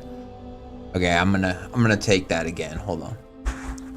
As I was attempting to swipe my card, he said, "They know you're coming. The Primores told them about your return." I blinked. "Sorry, what?" "You need to enter your PIN," he said. Oh, I typed in my PIN number, grabbed my coffee, and left. So the Primores, that's definitely a word that we're gonna have to Google here in a second, but I'm gonna keep reading for now. Despite the warmth of the air outside, there was something cold inside my gut. Something about the strange, nonsensical words from the clerk made me feel ill. For the first time, I began to question what I was doing. I pushed those feelings aside and told myself that I was just tired, that was all. I took over the remainder of the drive. I sipped my coffee, realizing only then how terrible it was. Coffee was a pretty strong word for something that tasted like it had been filtered through a dirty sock.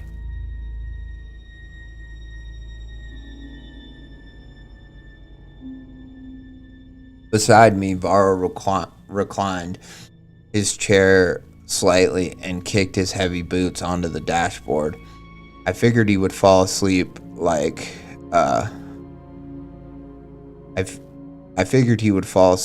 that, but to my surprise, his eyes remained open, focusing on the world outside the car.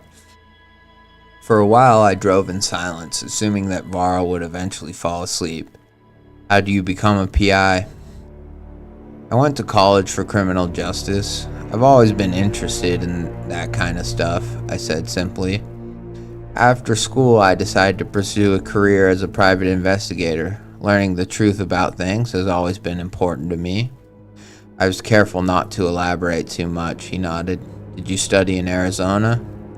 "No," I said. "I actually lived in Denver for a while before I moved to Phoenix." "Why did you move?" I hesitated before saying, "I had an abnormal childhood. I don't remember much of it. The doctors say it was amnesia." Ah, see, so we do. He is interesting. So now I think this is going to be a story of self-discovery as much as it is about finding Lou, you know. The doctors say it was amnesia. I moved to Denver as soon as I was old enough to leave foster care. After Denver, I found Phoenix.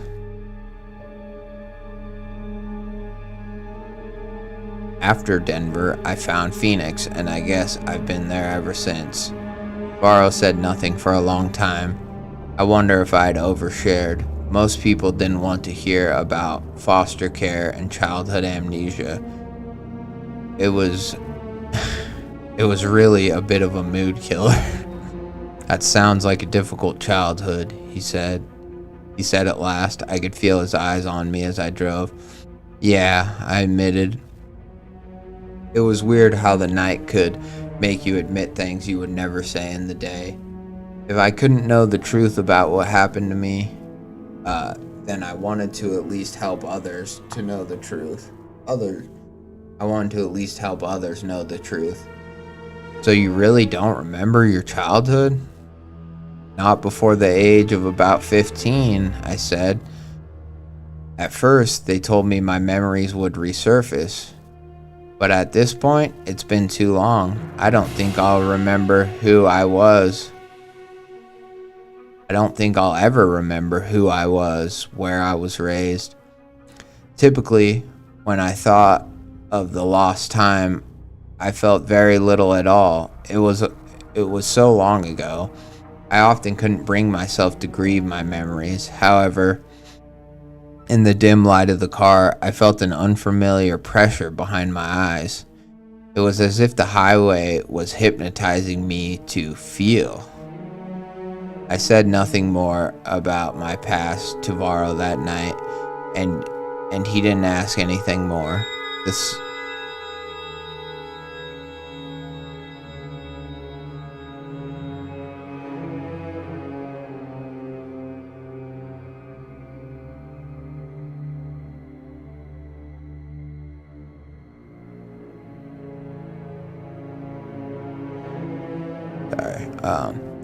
And he didn't ask anything more.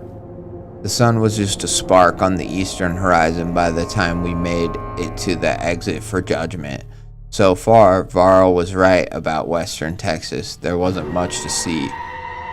For the most part, it looked similarly to eastern New Mexico.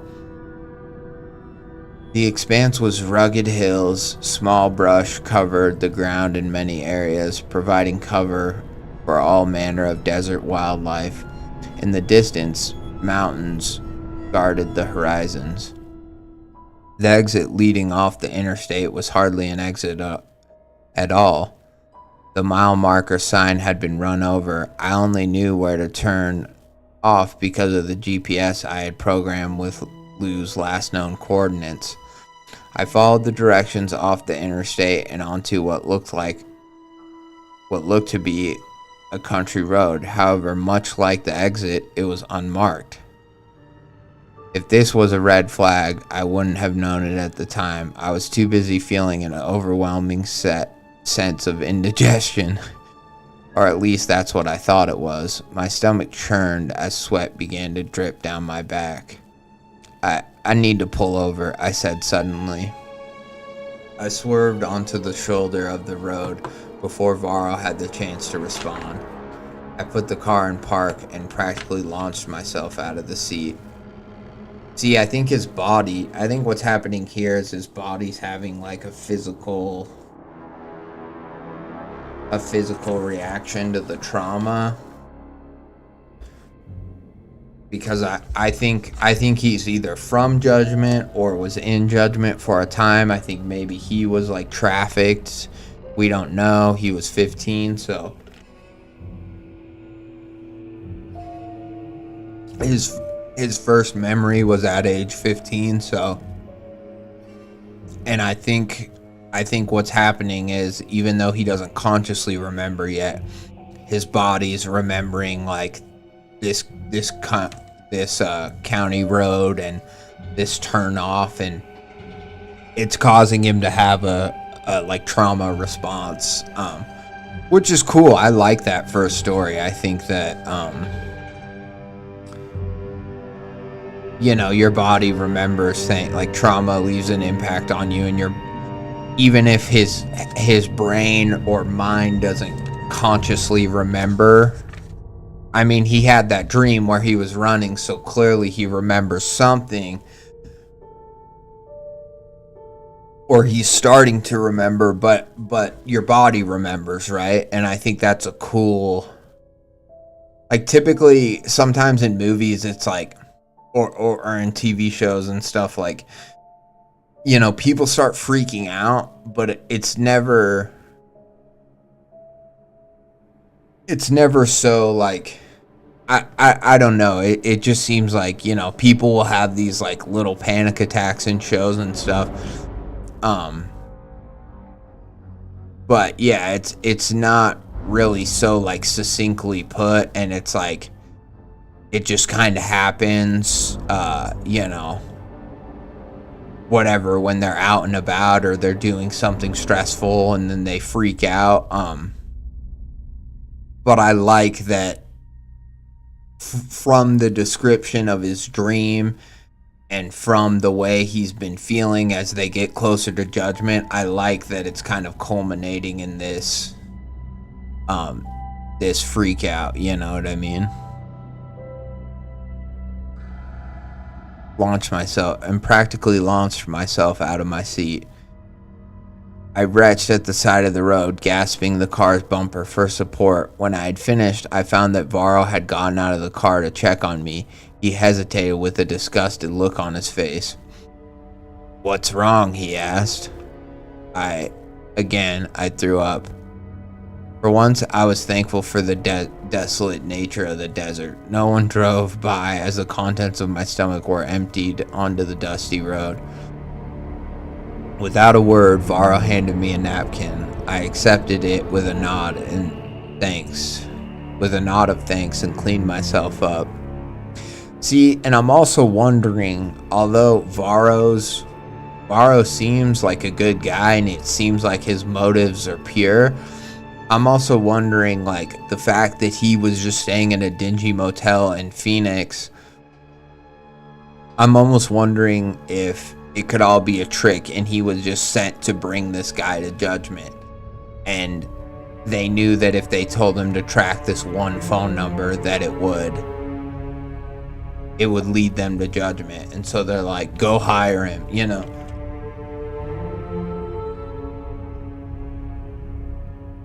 And the fact that he didn't want to stop at his mother's house in Las Cruces, I was like, wouldn't you want to talk to the person who last saw her alive? Like, you know, isn't that kind of an important as an investigator, I'm thinking that's got to be an important conversation to have. Like, so even if you're not going to talk, like, Harper should want to talk to the mother regardless, you know, because right now he only has Varro's account of what happened, and maybe,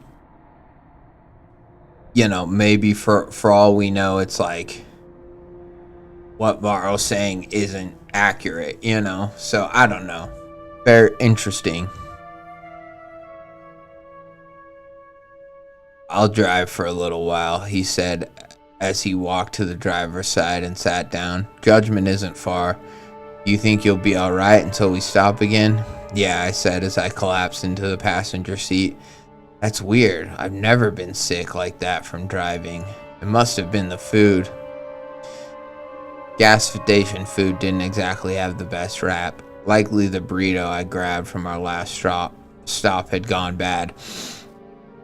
Varro pulled the car onto the road without a word. "Sorry about that," I said.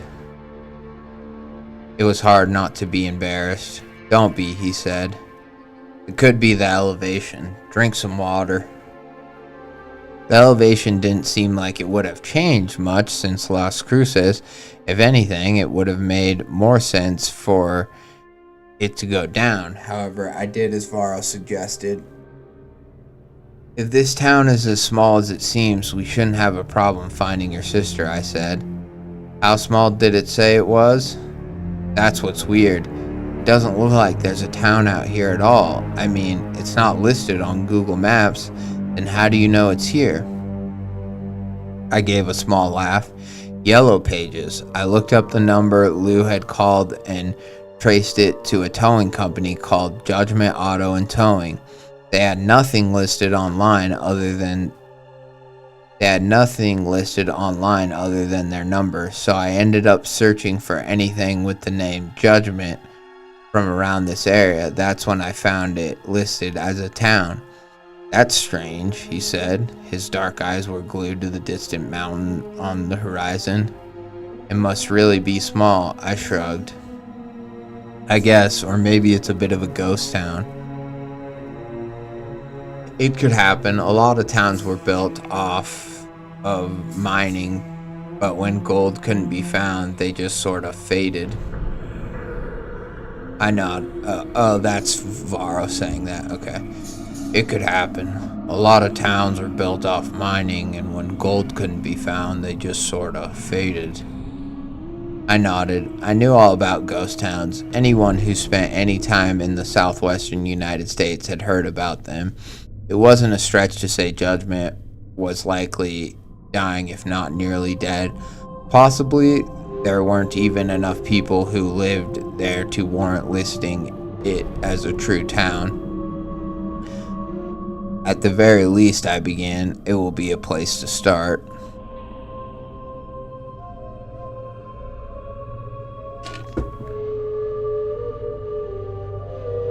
I stared at the dusty landscape and found it was hard to think about a young woman willingly staying out here. What was Lou doing in a landscape like this? Would there even be a hotel to stay in?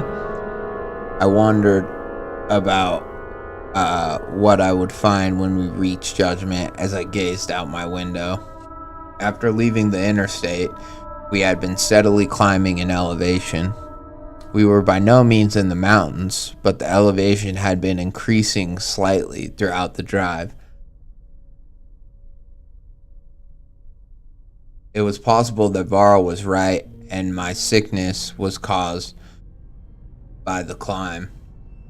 The road was windy, but seemingly for no reason other than to be The road was windy, but seemingly for no reason other than to be confusing. It wasn't long before I found myself disoriented.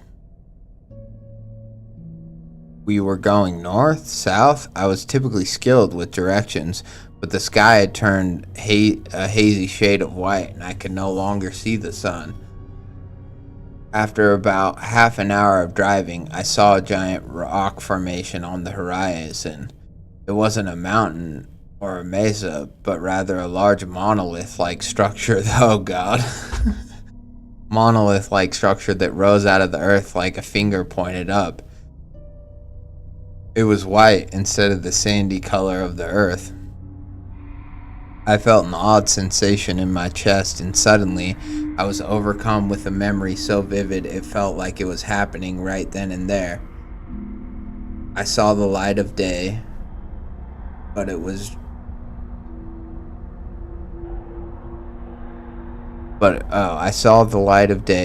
just a sliver of it. On my hands and knees, I crawled towards the narrow exit of the coven.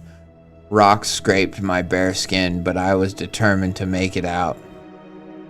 I had to make it out. Behind me, the cave echoed with a noise that made me sick.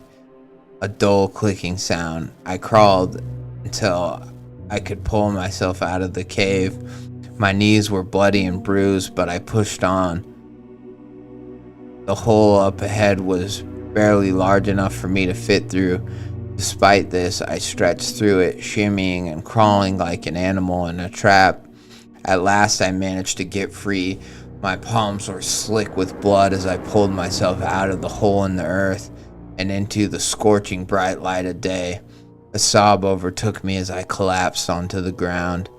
I gazed up at the giant monument that now towered over me. I came back to reality with a jolt, realizing that tears had been streaming down my face.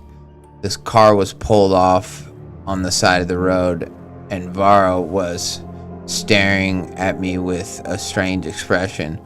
Worry creased between his brows, and he watched me. "Are you all right? What the hell happened?" he asked. "I don't know," I said, breathing heavily. "I had a memory." I stared ahead at the giant stone monolith that took over the horizon. Deep dread settled in my chest. "Are you good?" He raised an eyebrow. I must have looked a mess. A few minutes ago, I was puking up my guts on the side of the road, and now I was sobbing in the passenger seat. Some investigator I am, I thought. "Yeah," I said. I think I've been here before." A dark expression crossed Varro's face. If you want, I can turn around and drop you off at the nearest town. No, I said, coming back to reality even farther. I shook off the strange sensations. The nearest town is over an hour away. We're so close. I think I might just be confused.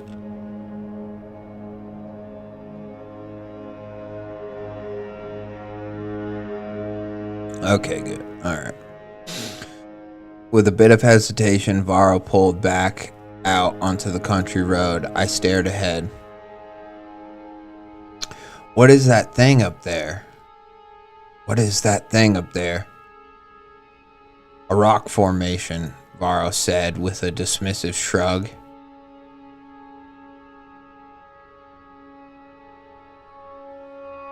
We're so close. I think I might just be confused. Okay. I stared ahead. What is that thing up there? A rock formation, Varro shrugged. Varro said with a dismissive shrug. Despite his calm demeanor, I was drawn to his hands. They grasped the steering wheel with intensity. His tan skin looked white from the death grip he had on the car. I noticed that the road we were on was headed directly toward the monolithic stone. Varro could have been right.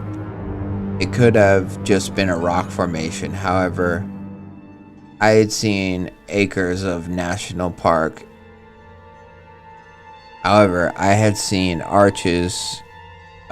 Arches National Park and Monument Valley.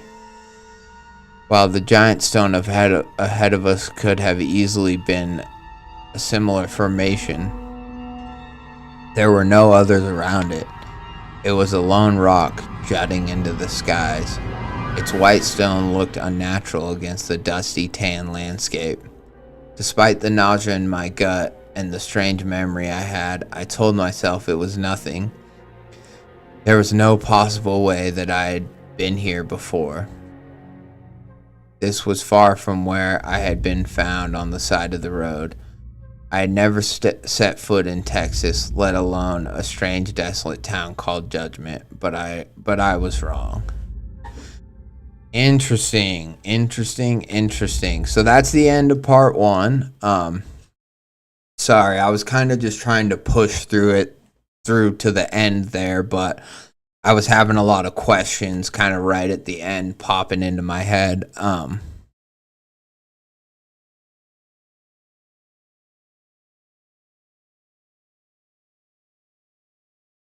I told myself there was no possible way I had been here before. This was far from where I had been found on the side of the road. I had never set foot in Texas, let alone a strange, desolate town called Judgment, but I was wrong. Okay, so,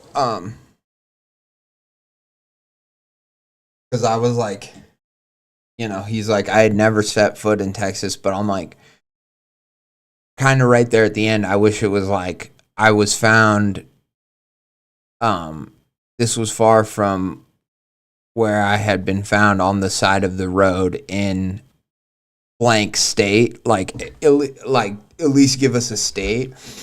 And then when he got out of the foster care system, he moved to Denver, he said. So I'm just wondering, like, where did you originate then, and how far away was that from this town in Texas? Because I mean, hundreds of miles. Okay, yeah, you couldn't have walked that far, but that's the thing, is he doesn't remember. So who knows? Maybe he was being driven somewhere else and then escaped on the drive. So he did come from Judgment because he's having all these memories, and these trauma responses to Judgment. But yeah, so anyways, those are just some little questions I was having at the end there. But so far, I think this is a great beginning to a story here. I think the pacing worked pretty well. I think that I like this dynamic between Varro and Harper. Varro's looking for his sister. he seems dedicated to her. He seems like he's hiding some stuff, but he doesn't necessarily seem like he's just trying to kill this Harper guy. He doesn't straight up seem like a murderer. And again, it was Harper who offered to go to judgment with him, and it seemed like what's his name, Varro was just going to go to judgment regardless.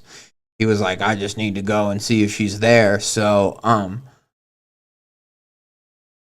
I'm thinking that that was the case. I'm thinking that maybe this girl, this Lou, what she was fighting with the Catholic mother about might have been, she might have gotten wound up in a cult, some sort of Lovecraftian monolith cult.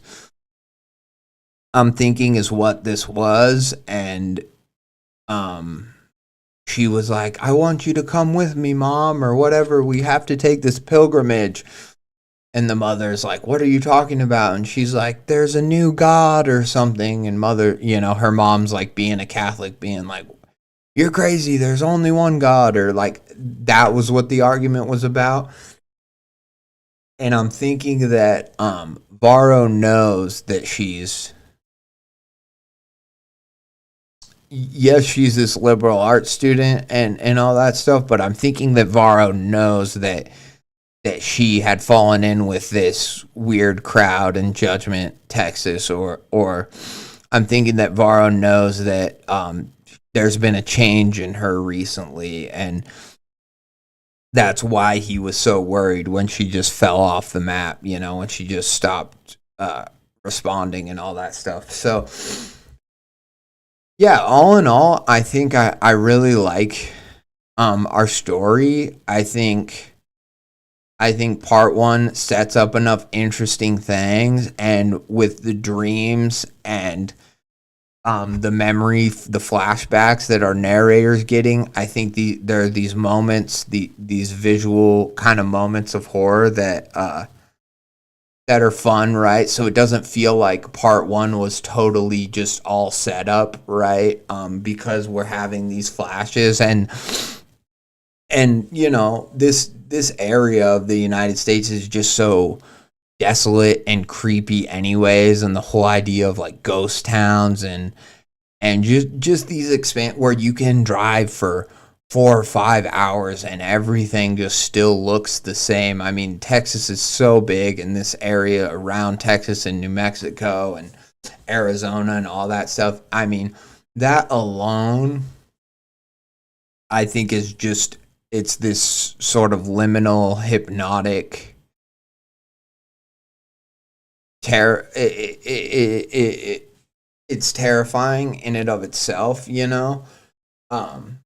and so that I think is just really fun, and I think it's a really fun setting. And then to just be driving all this time and having these dreams and throwing up and feeling all this weird things, and then having the one guy say that like they're bringing you back, the Primores or whatever.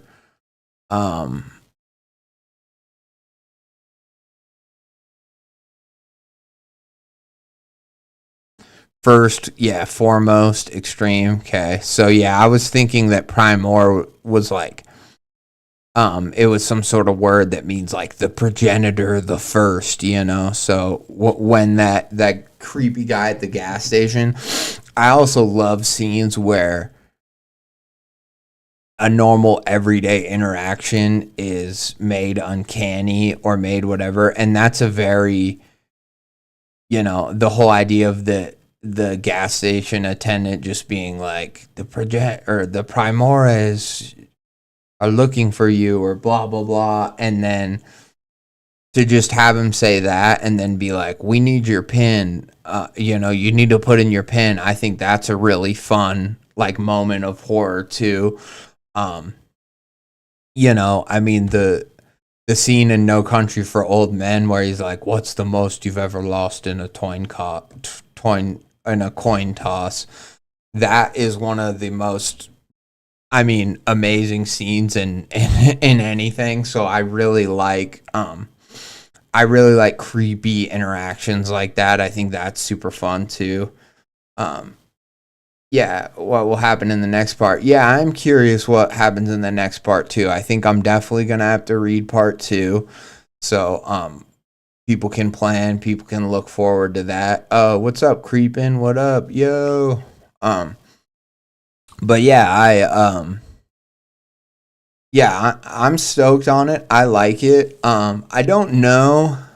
The only thing now looking back is like I get that maybe there's because our narrator has this amnesia, right? They can't remember anything before 15.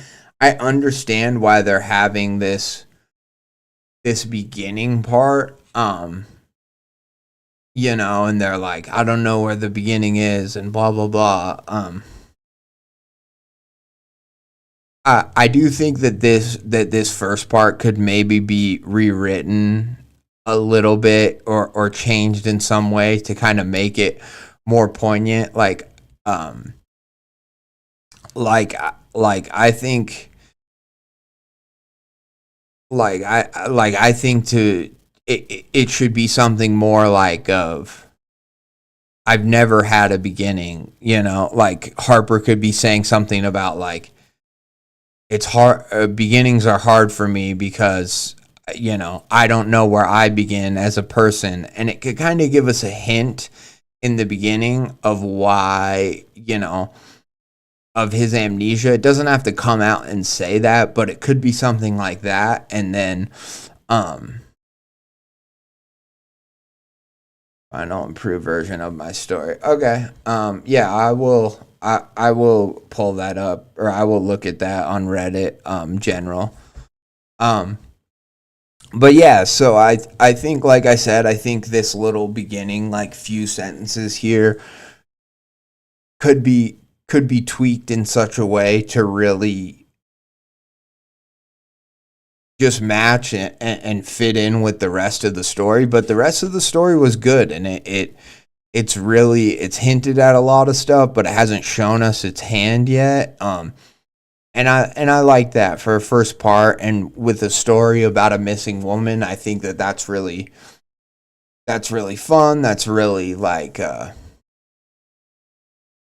it's hooked us, right? Because we want to know what happened to Lou, but now also we're getting the secondary mystery of, well, what's going on with our narrator? Where did he come from? Why is he remembering this stuff?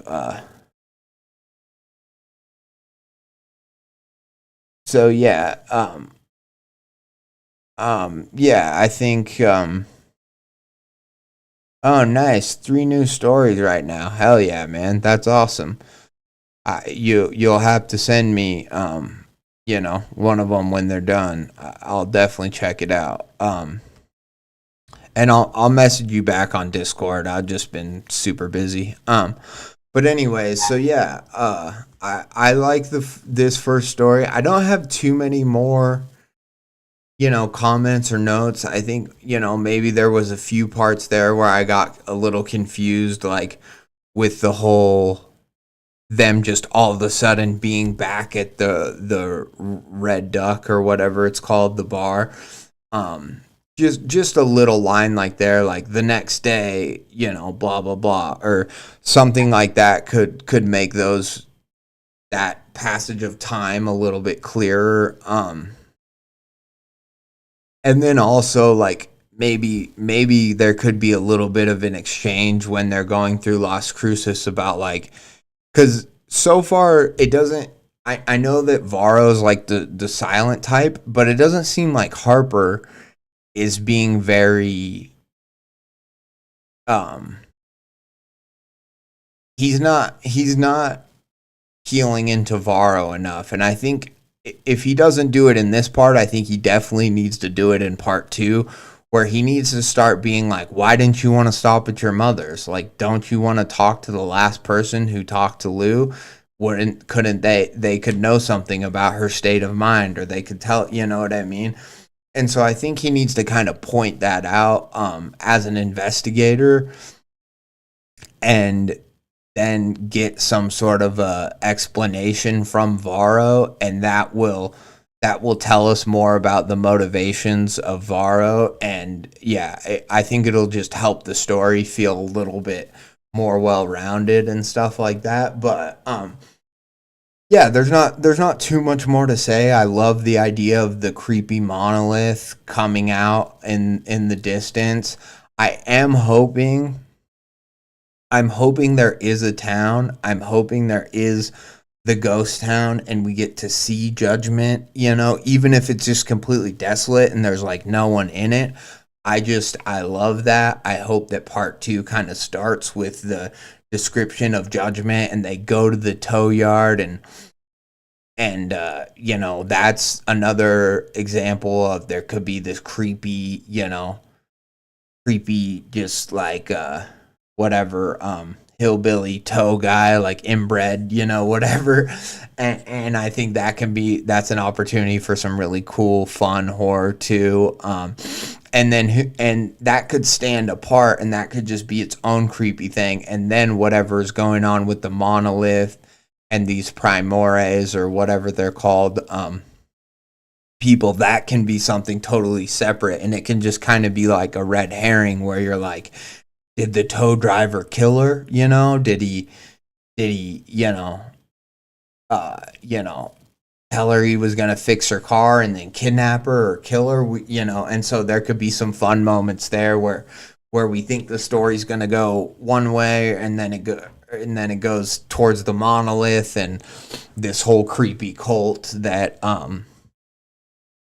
Harper maybe was a part of. I think the other thing too, I think Harper is a guy, but I think it should be clear.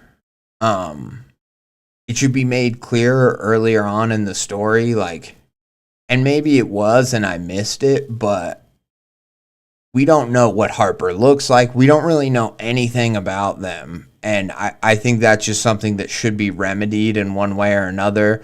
Whether that's like when he's driving in the car, he looks in the mirror, or, just something to kind of tell us. Because, like, it's already weird enough to know that he doesn't have a past or a backstory before the age of 15, but then to not even know, like, and that's a common mistake, like, or not even mistake really, but that's a common omission that people can make when writing stories is like, they don't give their narrator a clear description because they're only describing the other people in the stories. And it's weird for a narrator that's like being like, I'm 5'2" and blah, blah, blah. I don't know. It's just, but I do think it needs to be woven into the story at some point. Is like, are they male? Is Harper male or female? I don't know for sure. At the bar, maybe the bartender says something to them, like if they are female, like, hey, a lady like you, shouldn't be sitting at the bar alone, or just something, I don't know, but I want to know more, obviously, about our narrator, I guess is the point I want to get to with that, but maybe that'll all be made more clear in part 2. Hopefully it will. But anyways, yeah. So that's just what I think about the story. Ultimately, it's a solid start, and I'm really curious to see Judgment and what's going on with the monolith and this weird cult surrounding it or whatever it may be. I'm excited. I'm very excited. It should be a lot of fun. Okay, here, now I'm checking out.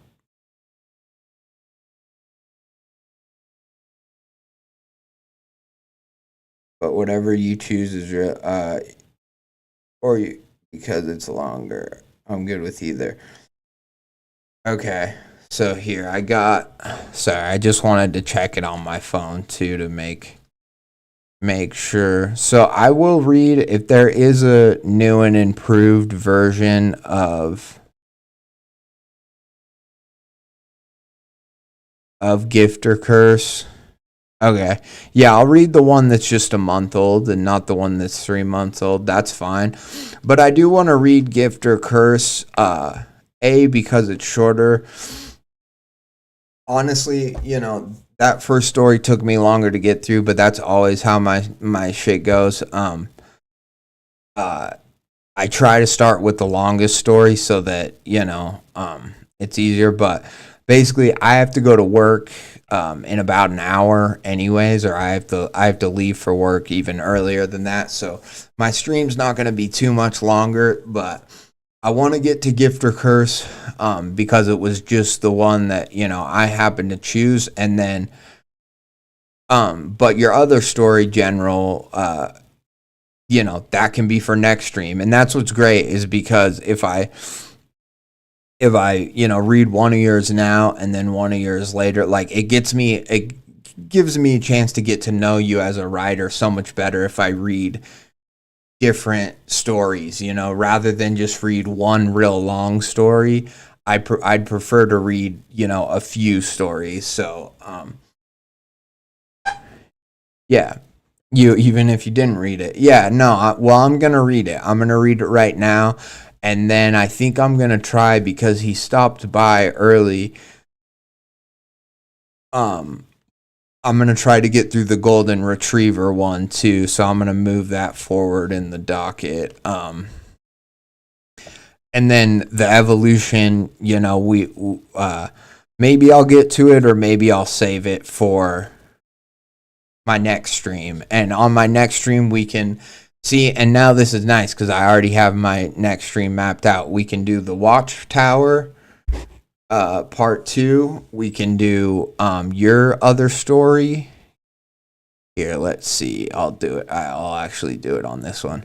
But here, let me upvote, because this story has barely any. Let me upvote it because it is fun. It's a very fun beginning. I can understand why, like, maybe a lot of people didn't read through it all the way, or with the Watchtower, but I think it's gonna be worth it. I think I'm really excited to see what Odd Dentist does in part 2. And then what's fun is, my friend was a flower. Okay, so that's the other story. And then on my next stream, I already have it ready where it's like I can read My Friend is a Flower, and then we can do Watchtower part 2, and then I've already got a few, that way I've already got a few stories ready to go for the next stream. But without any more wasting time, because we are on a bit of a time crunch here, let's get into Gift or Curse from General P123. I'm excited, man, and thank you so much for watching my stream, for hanging out. That's awesome.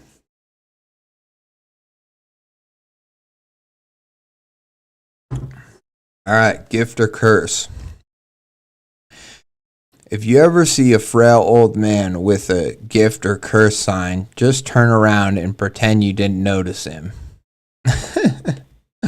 See, that's already very fun. I like that. That is very, very fun. That's a very fun kind of like urban legend. Oh, god damn it. Why do you have to do this, headphones?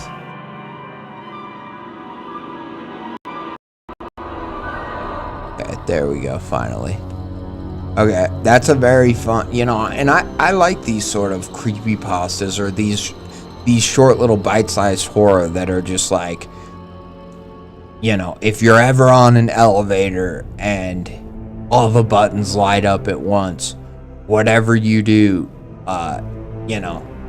don't press the only button that isn't lit up, or just something weird like that. And then it's just, that's the beginning premise. And then they're like, if you press the button that, doesn't light up, it will take you to the ninth circle of hell or whatever. And it's just a really quick introduction to, a concept like I was talking about earlier in the stream. Like, I like that. I think that's fun. And that's ultimately what makes kind of like creepypasta different from just like horror stories, right? Like, creepypasta was horror stories, but it was also this thing of like, here's a game you can play, the midnight game, all these sorts of things. So some were like or like challenges or stuff like that. And I think that that's so fun because with just that being tossed around the internet or posted on a weird chat board, it's like, you know, somebody saw it, like a kid or a group of friends were, you know, surfing the internet one night, you know, fucking as they were a kid, and they saw that and they were like, dude, try it, you know what I mean?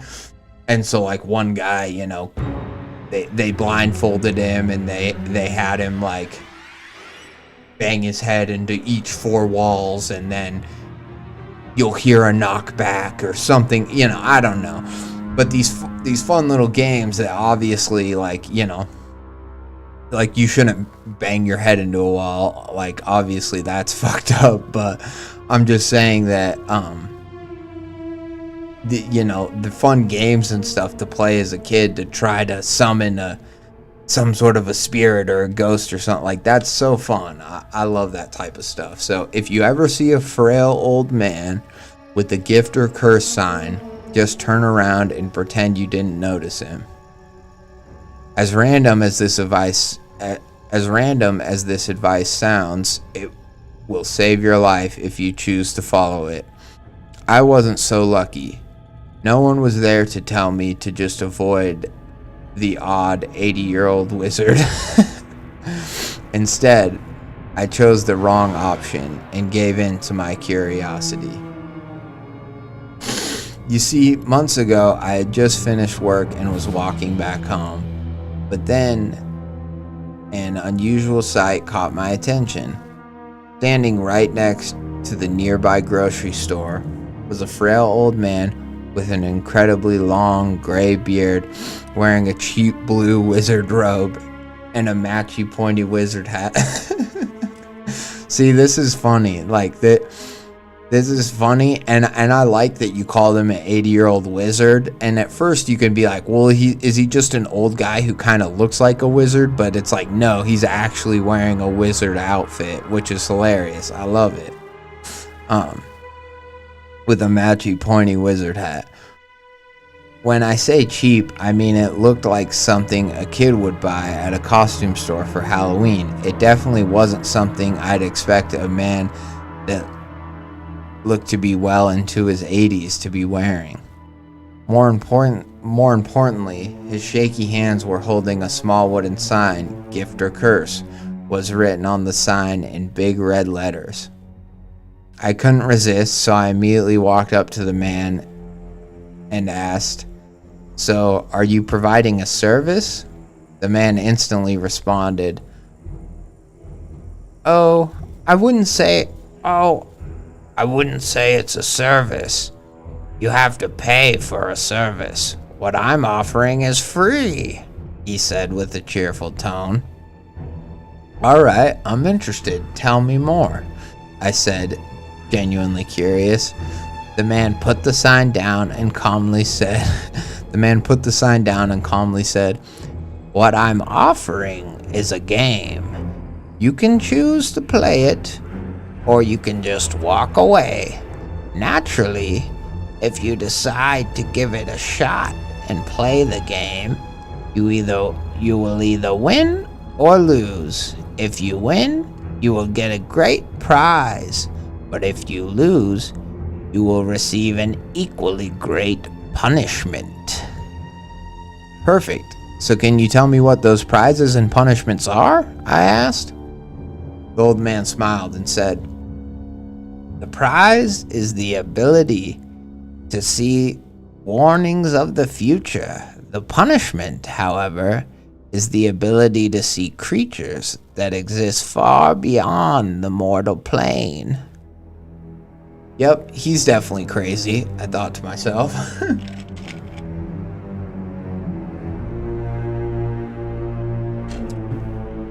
The old man reached into his right pocket and showed me a plastic card.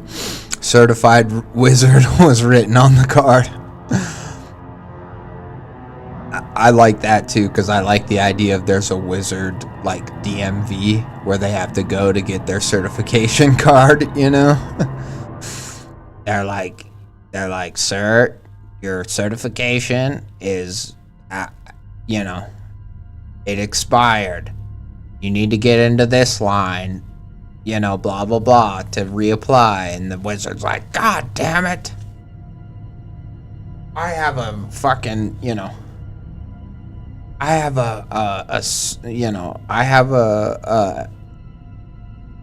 what's it called? Like an enchantment at 4. I'm supposed to be doing an enchantment at 4. The so-called certified wizard winked at me and said, as you can see, I'm a real wizard. My game is real as well. The best part about the game is the fact that it's completely luck-based. Just shake my hand, and I'll know if you've won or lost. Think of me as a human slot machine. I was stunned by his confidence. He was telling me insane things, yet he seemed to be so clear-headed and coherent. The strange man offered me a handshake. Curiosity got the better of me, so I accepted it. His grip was surprisingly strong, but he almost immediately let go of my hand. Calmly, he said, it's done. Now you can figure out if you're a winner or a loser. Before I could even think of an acceptable response, he quickly grabbed the sign from the ground and walked away. As soon as I blinked, he was gone. I didn't know what to think. Was I just too tired after a long day? So I hallucinated a wizard out of sheer exhaustion? I wish that was the case. Instead, I quickly realized what happened was... I wish that was the case. Instead, I quickly realized what happened was undisputably real. Even worse, I thought I lost the game. I decided to ignore the whole experience and just go home, but for some unknown reason, I had an urge to look behind me.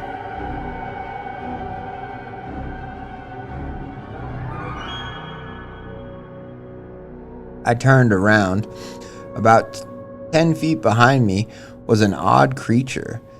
Its body was that of a mangled and twisted human being, and its face was horribly disfigured and covered in dozens of bloody wounds. It was missing one of its eyes, while the other one was bulging and bloodshot.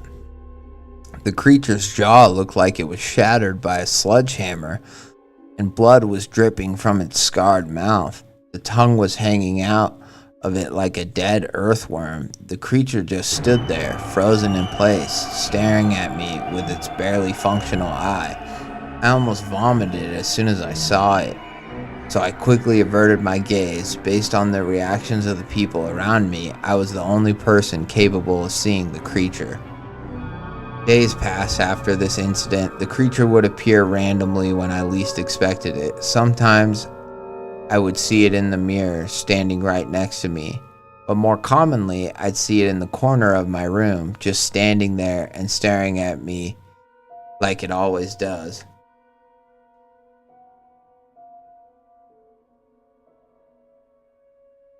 The creature, even though harmless on paper, was destroying my mental state. I couldn't even sleep without seeing it in my nightmares.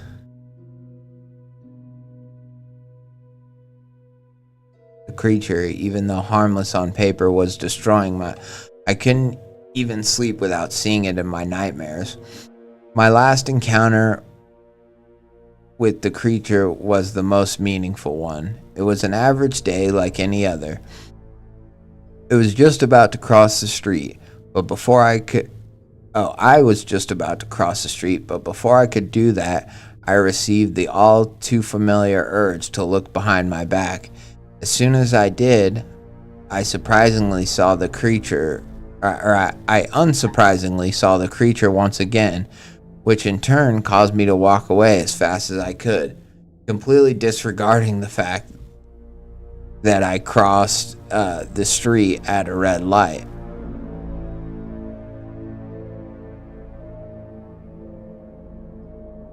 Crossing the street at a red light. I don't even remember I don't even remember the car that hit me or how painful the hit itself was, but I do remember waking up in the hospital feeling like every inch of my body went through a meat grinder. Later on, the doctor explained to me that I was lucky to be alive. The truck that hit me has left my body in an almost unrepairable state. It would be easier for me to list the parts of my body that aren't fractured because there are very few of them. As soon as the doctor let me take a good look at myself in the mirror, the only eye I had left twitched as I slowly realized that I didn't lose the Wizards game after all. See, that's fun. That's very fun because yeah, you see this horrible, the wizard says, you'll either see things to come or you'll see or the punishment, will be the ability to see creatures that exist far beyond the mortal plane.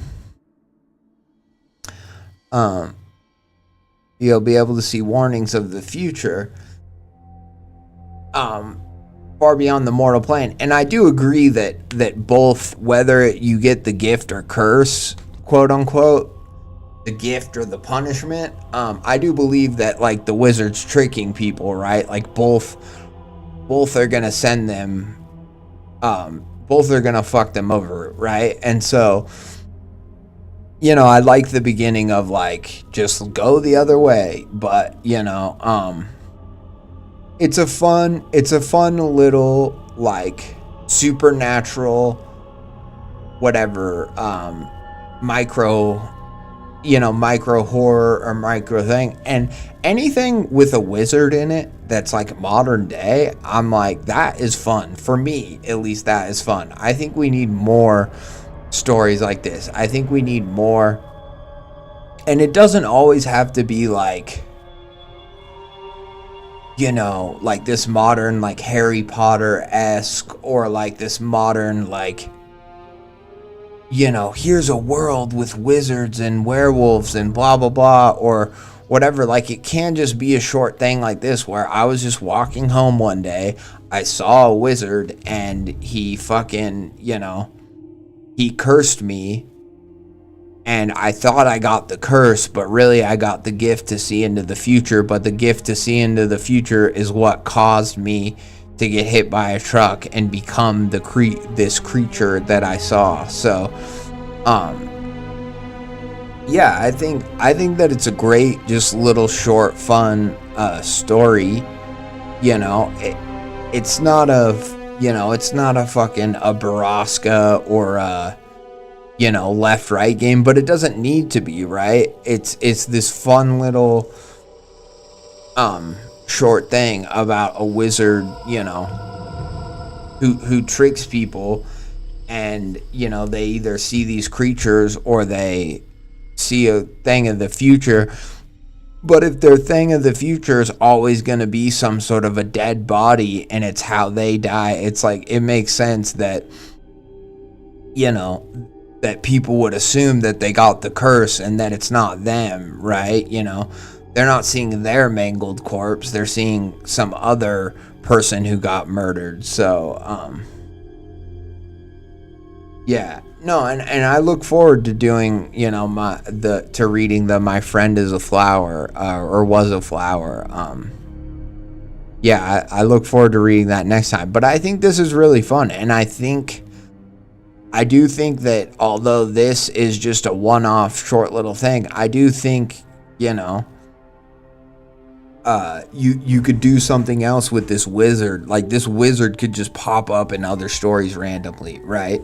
He could like pop up and either give somebody a gift or a curse, or he could give people like some information in some other stories. Like, I think that's a fun reoccurring character to just have randomly in stories, where like we have in the Watchtower. I know this is from a different author, but we have this gas station attendant, right, who gives this person a weird like warning about their thing.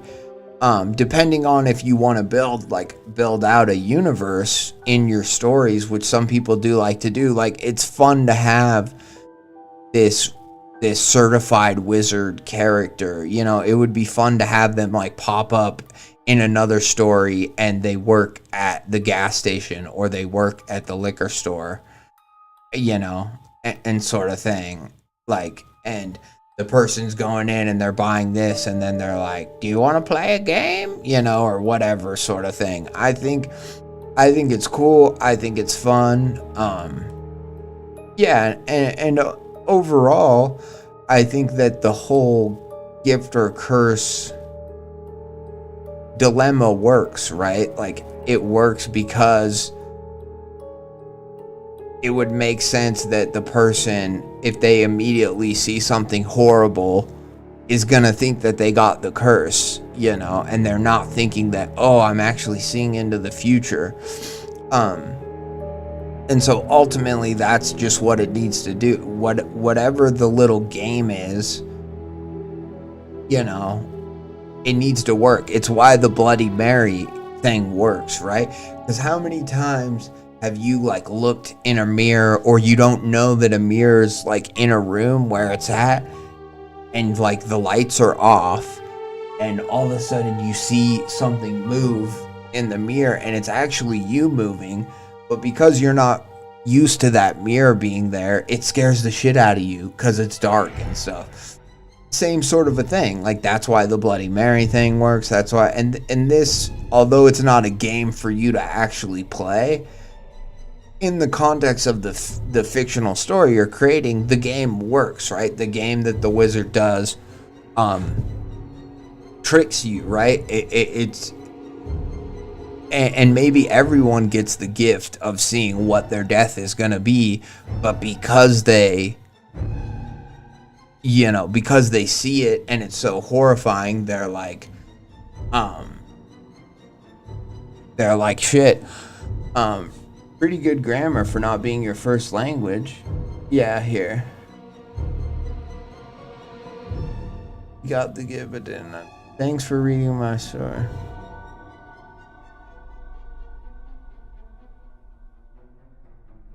Also, English is not my first main language. That is very surprising. I just read Peanut Butter's comment and I was like, wait, what? This is very well written. This is very like conversational. It might not sound as like elevated as some other stories in terms of like, you know, using like these big SAT words and shit like that. But if English is not your first language, like this is a great story. Very conversational, very fun. And also, this is the other thing I want you to take away, General P. This was fun. This story, too many stories I read, they're horror, right? And horror isn't always meant to be fun, but so many stories that I read are like depressing, you know, like long drawn out, and they just kind of tear your heart out. Sometimes in a good way, but sometimes like there's plenty of stories that just beat the reader down. And that's not always what people want, right? Like, people want something creepy to happen, but ultimately, you know, these slasher movies and all the horror stuff that we love, a lot of it is fun, right? Freddy Krueger is fun. The way he's like, I'm gonna get ya, you know, with his claws and stuff like that. And this wizard gives a similar vibe where he's like, I'm gonna fuck you over, buddy, but there's nothing you can do about it, you know, and I love that. I think that that's super cool. So much fun. So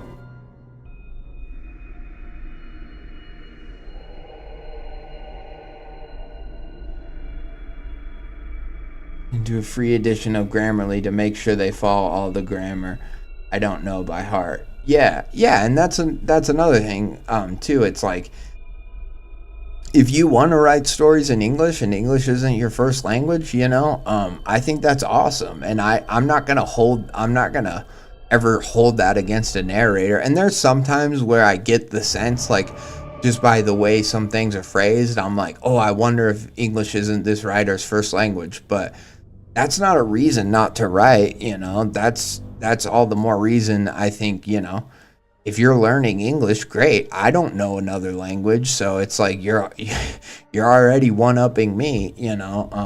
That's badass. That's so cool. Yeah, the twist totally worked. The twist worked. And that's what I'm saying. Is like, if you're going to do a story like this where it's dependent on the twist, like, the twist better work, and it did. And so that's why I'm like, I like it. It's fun. It's you know, it's a great story. It's a lot of fun. Let's see. Could I power through? Probably not. Fuck. Okay. So, peanut butter operator, here's the deal. I don't think I'm going to be able to get through your story in the time I have. I have to go to work. I'm really sorry. Your story will be up first on my next stream, which I'm hoping to do here in the next few days. As it gets closer to Halloween, October 31st, I'm going to try to stream just more and more. But you know, we got through 2 stories today, which wasn't bad. So I think this is going to be on my next stream. This is going to be the order. We're going to start with I took in a stray golden retriever. Then we're going to move on to Watchtower Part 2, which hopefully there's a link to it, but if not, I'll find it. Okay, no. Yeah, thanks, guys. No, this was a lot of fun. And yeah, hopefully, you know, hopefully me reacting to it gives you maybe a little bit of confidence or a sense of for the next stream, as long as I know ahead of time. Yeah, I will. Well, here's the thing. I don't have my stream schedule nailed down.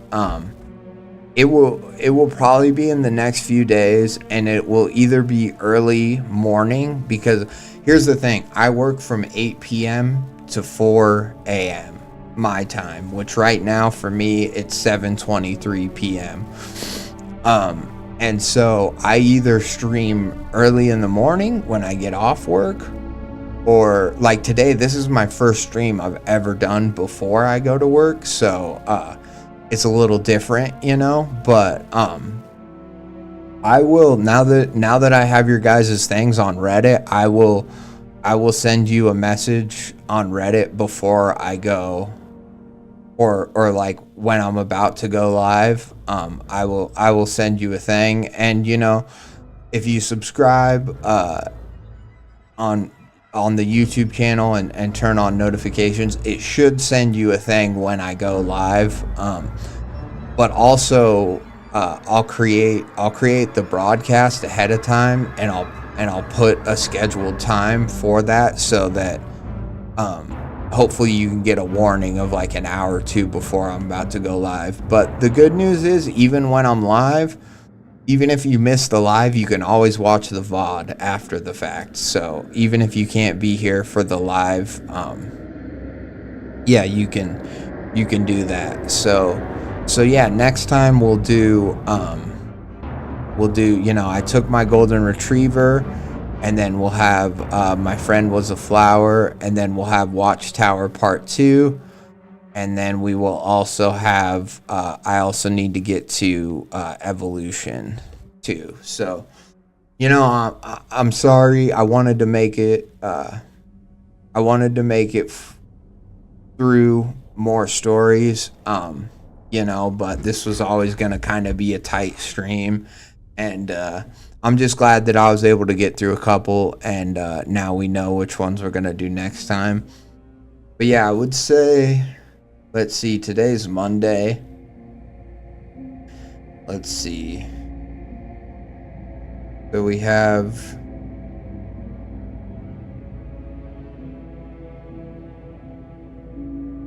Yeah, it might be, I think it'll probably be,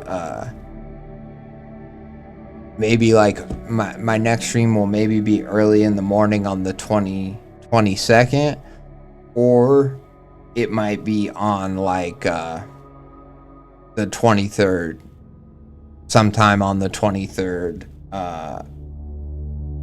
Right? Yeah. Okay. Yeah. It'll probably be on that time, and that's just because. Yeah. That's just because those are the days that work. I got a busy week. It's my fiance's birthday this week. It's a lot of we're doing wedding planning stuff. That's been going on. So there is a lot of stuff going on, but don't worry, because I will come back and I will be. And also SSdeku, we're gonna get to evolution too. That's on the list. So I'm sorry I didn't get to it today. Again, I took longer than I thought to get through Watchtower Part 1, but also this always happens if you watch my streams, where I want to read like 3 or 4 stories and I only get to 2 or 3 usually. So it is what it is. But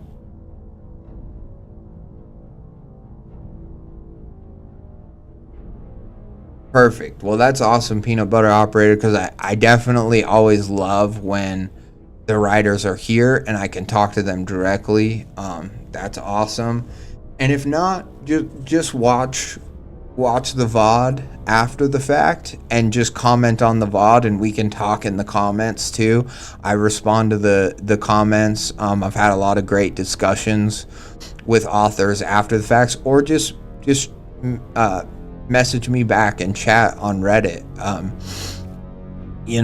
pretty good about responding on Reddit, and if you're in the Creepcast Discord too, you can find me on there. And so yeah, and the same goes for sending me new stuff too. If there's a new story that you just posted that you want feedback on, hell yeah. Well, that's cool. If there's a new story that you want feedback on, message me on Reddit or message me on Discord. Because yeah, I do this to help writers primarily, and I also just I enjoy doing it. I have a lot of fun, and right now it's the time of the year when it's fall, it's spooky season. So I think that yeah, I'm gonna be trying to stream as much as humanly possible. And I work full time. Like I said, I work nights full time.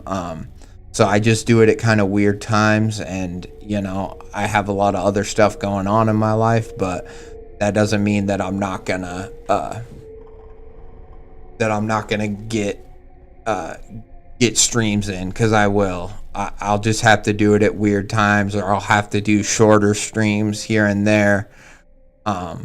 Like I'll have to do, maybe I'll just stream for a couple hours when I get off work, that sort of a thing.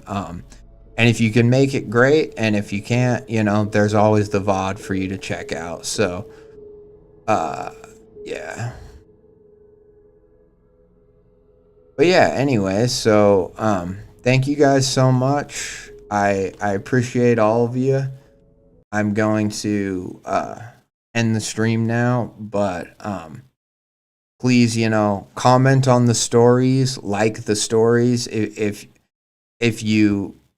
If you heard me read it and you like the story that I read, please go like it on Reddit. Please go leave a comment. Talk about what you liked about the story, what your favorite part was.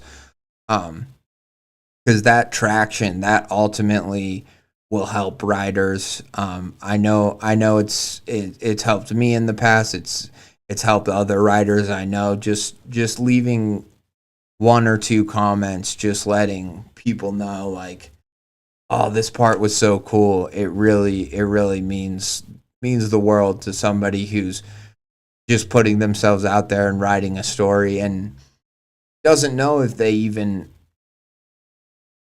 are a writer or if they should keep trying to write, but just a little comment, a little love on a story, an upvote can go a long way. So please, read other people's stories, comment, share, like, do all the stuff, because it's the only way that, like, we all get better as writers. And if you want the Creepcast main subreddit, or even these other subreddits that are for horror or for just stories in general. You want them to thrive. It's like you have to participate, and you have to not just post your own stories and expect, I think posting's a big part of it, but I also think reading and commenting and liking other people's stories is a big part of it. What you put into it, you'll get out of it. And so I encourage everyone to, for every story you post or whatever, read at least 2 other stories and comment or upvote those stories, because that just makes the community better, and it just helps people to, to get that sort of inspiration or that drive to keep doing what they're doing, because that is how writers and artists flourish, is by collaboration and feedback. So anyways, I appreciate everybody. Thank you all for stopping by. I am out of here. We are out of here.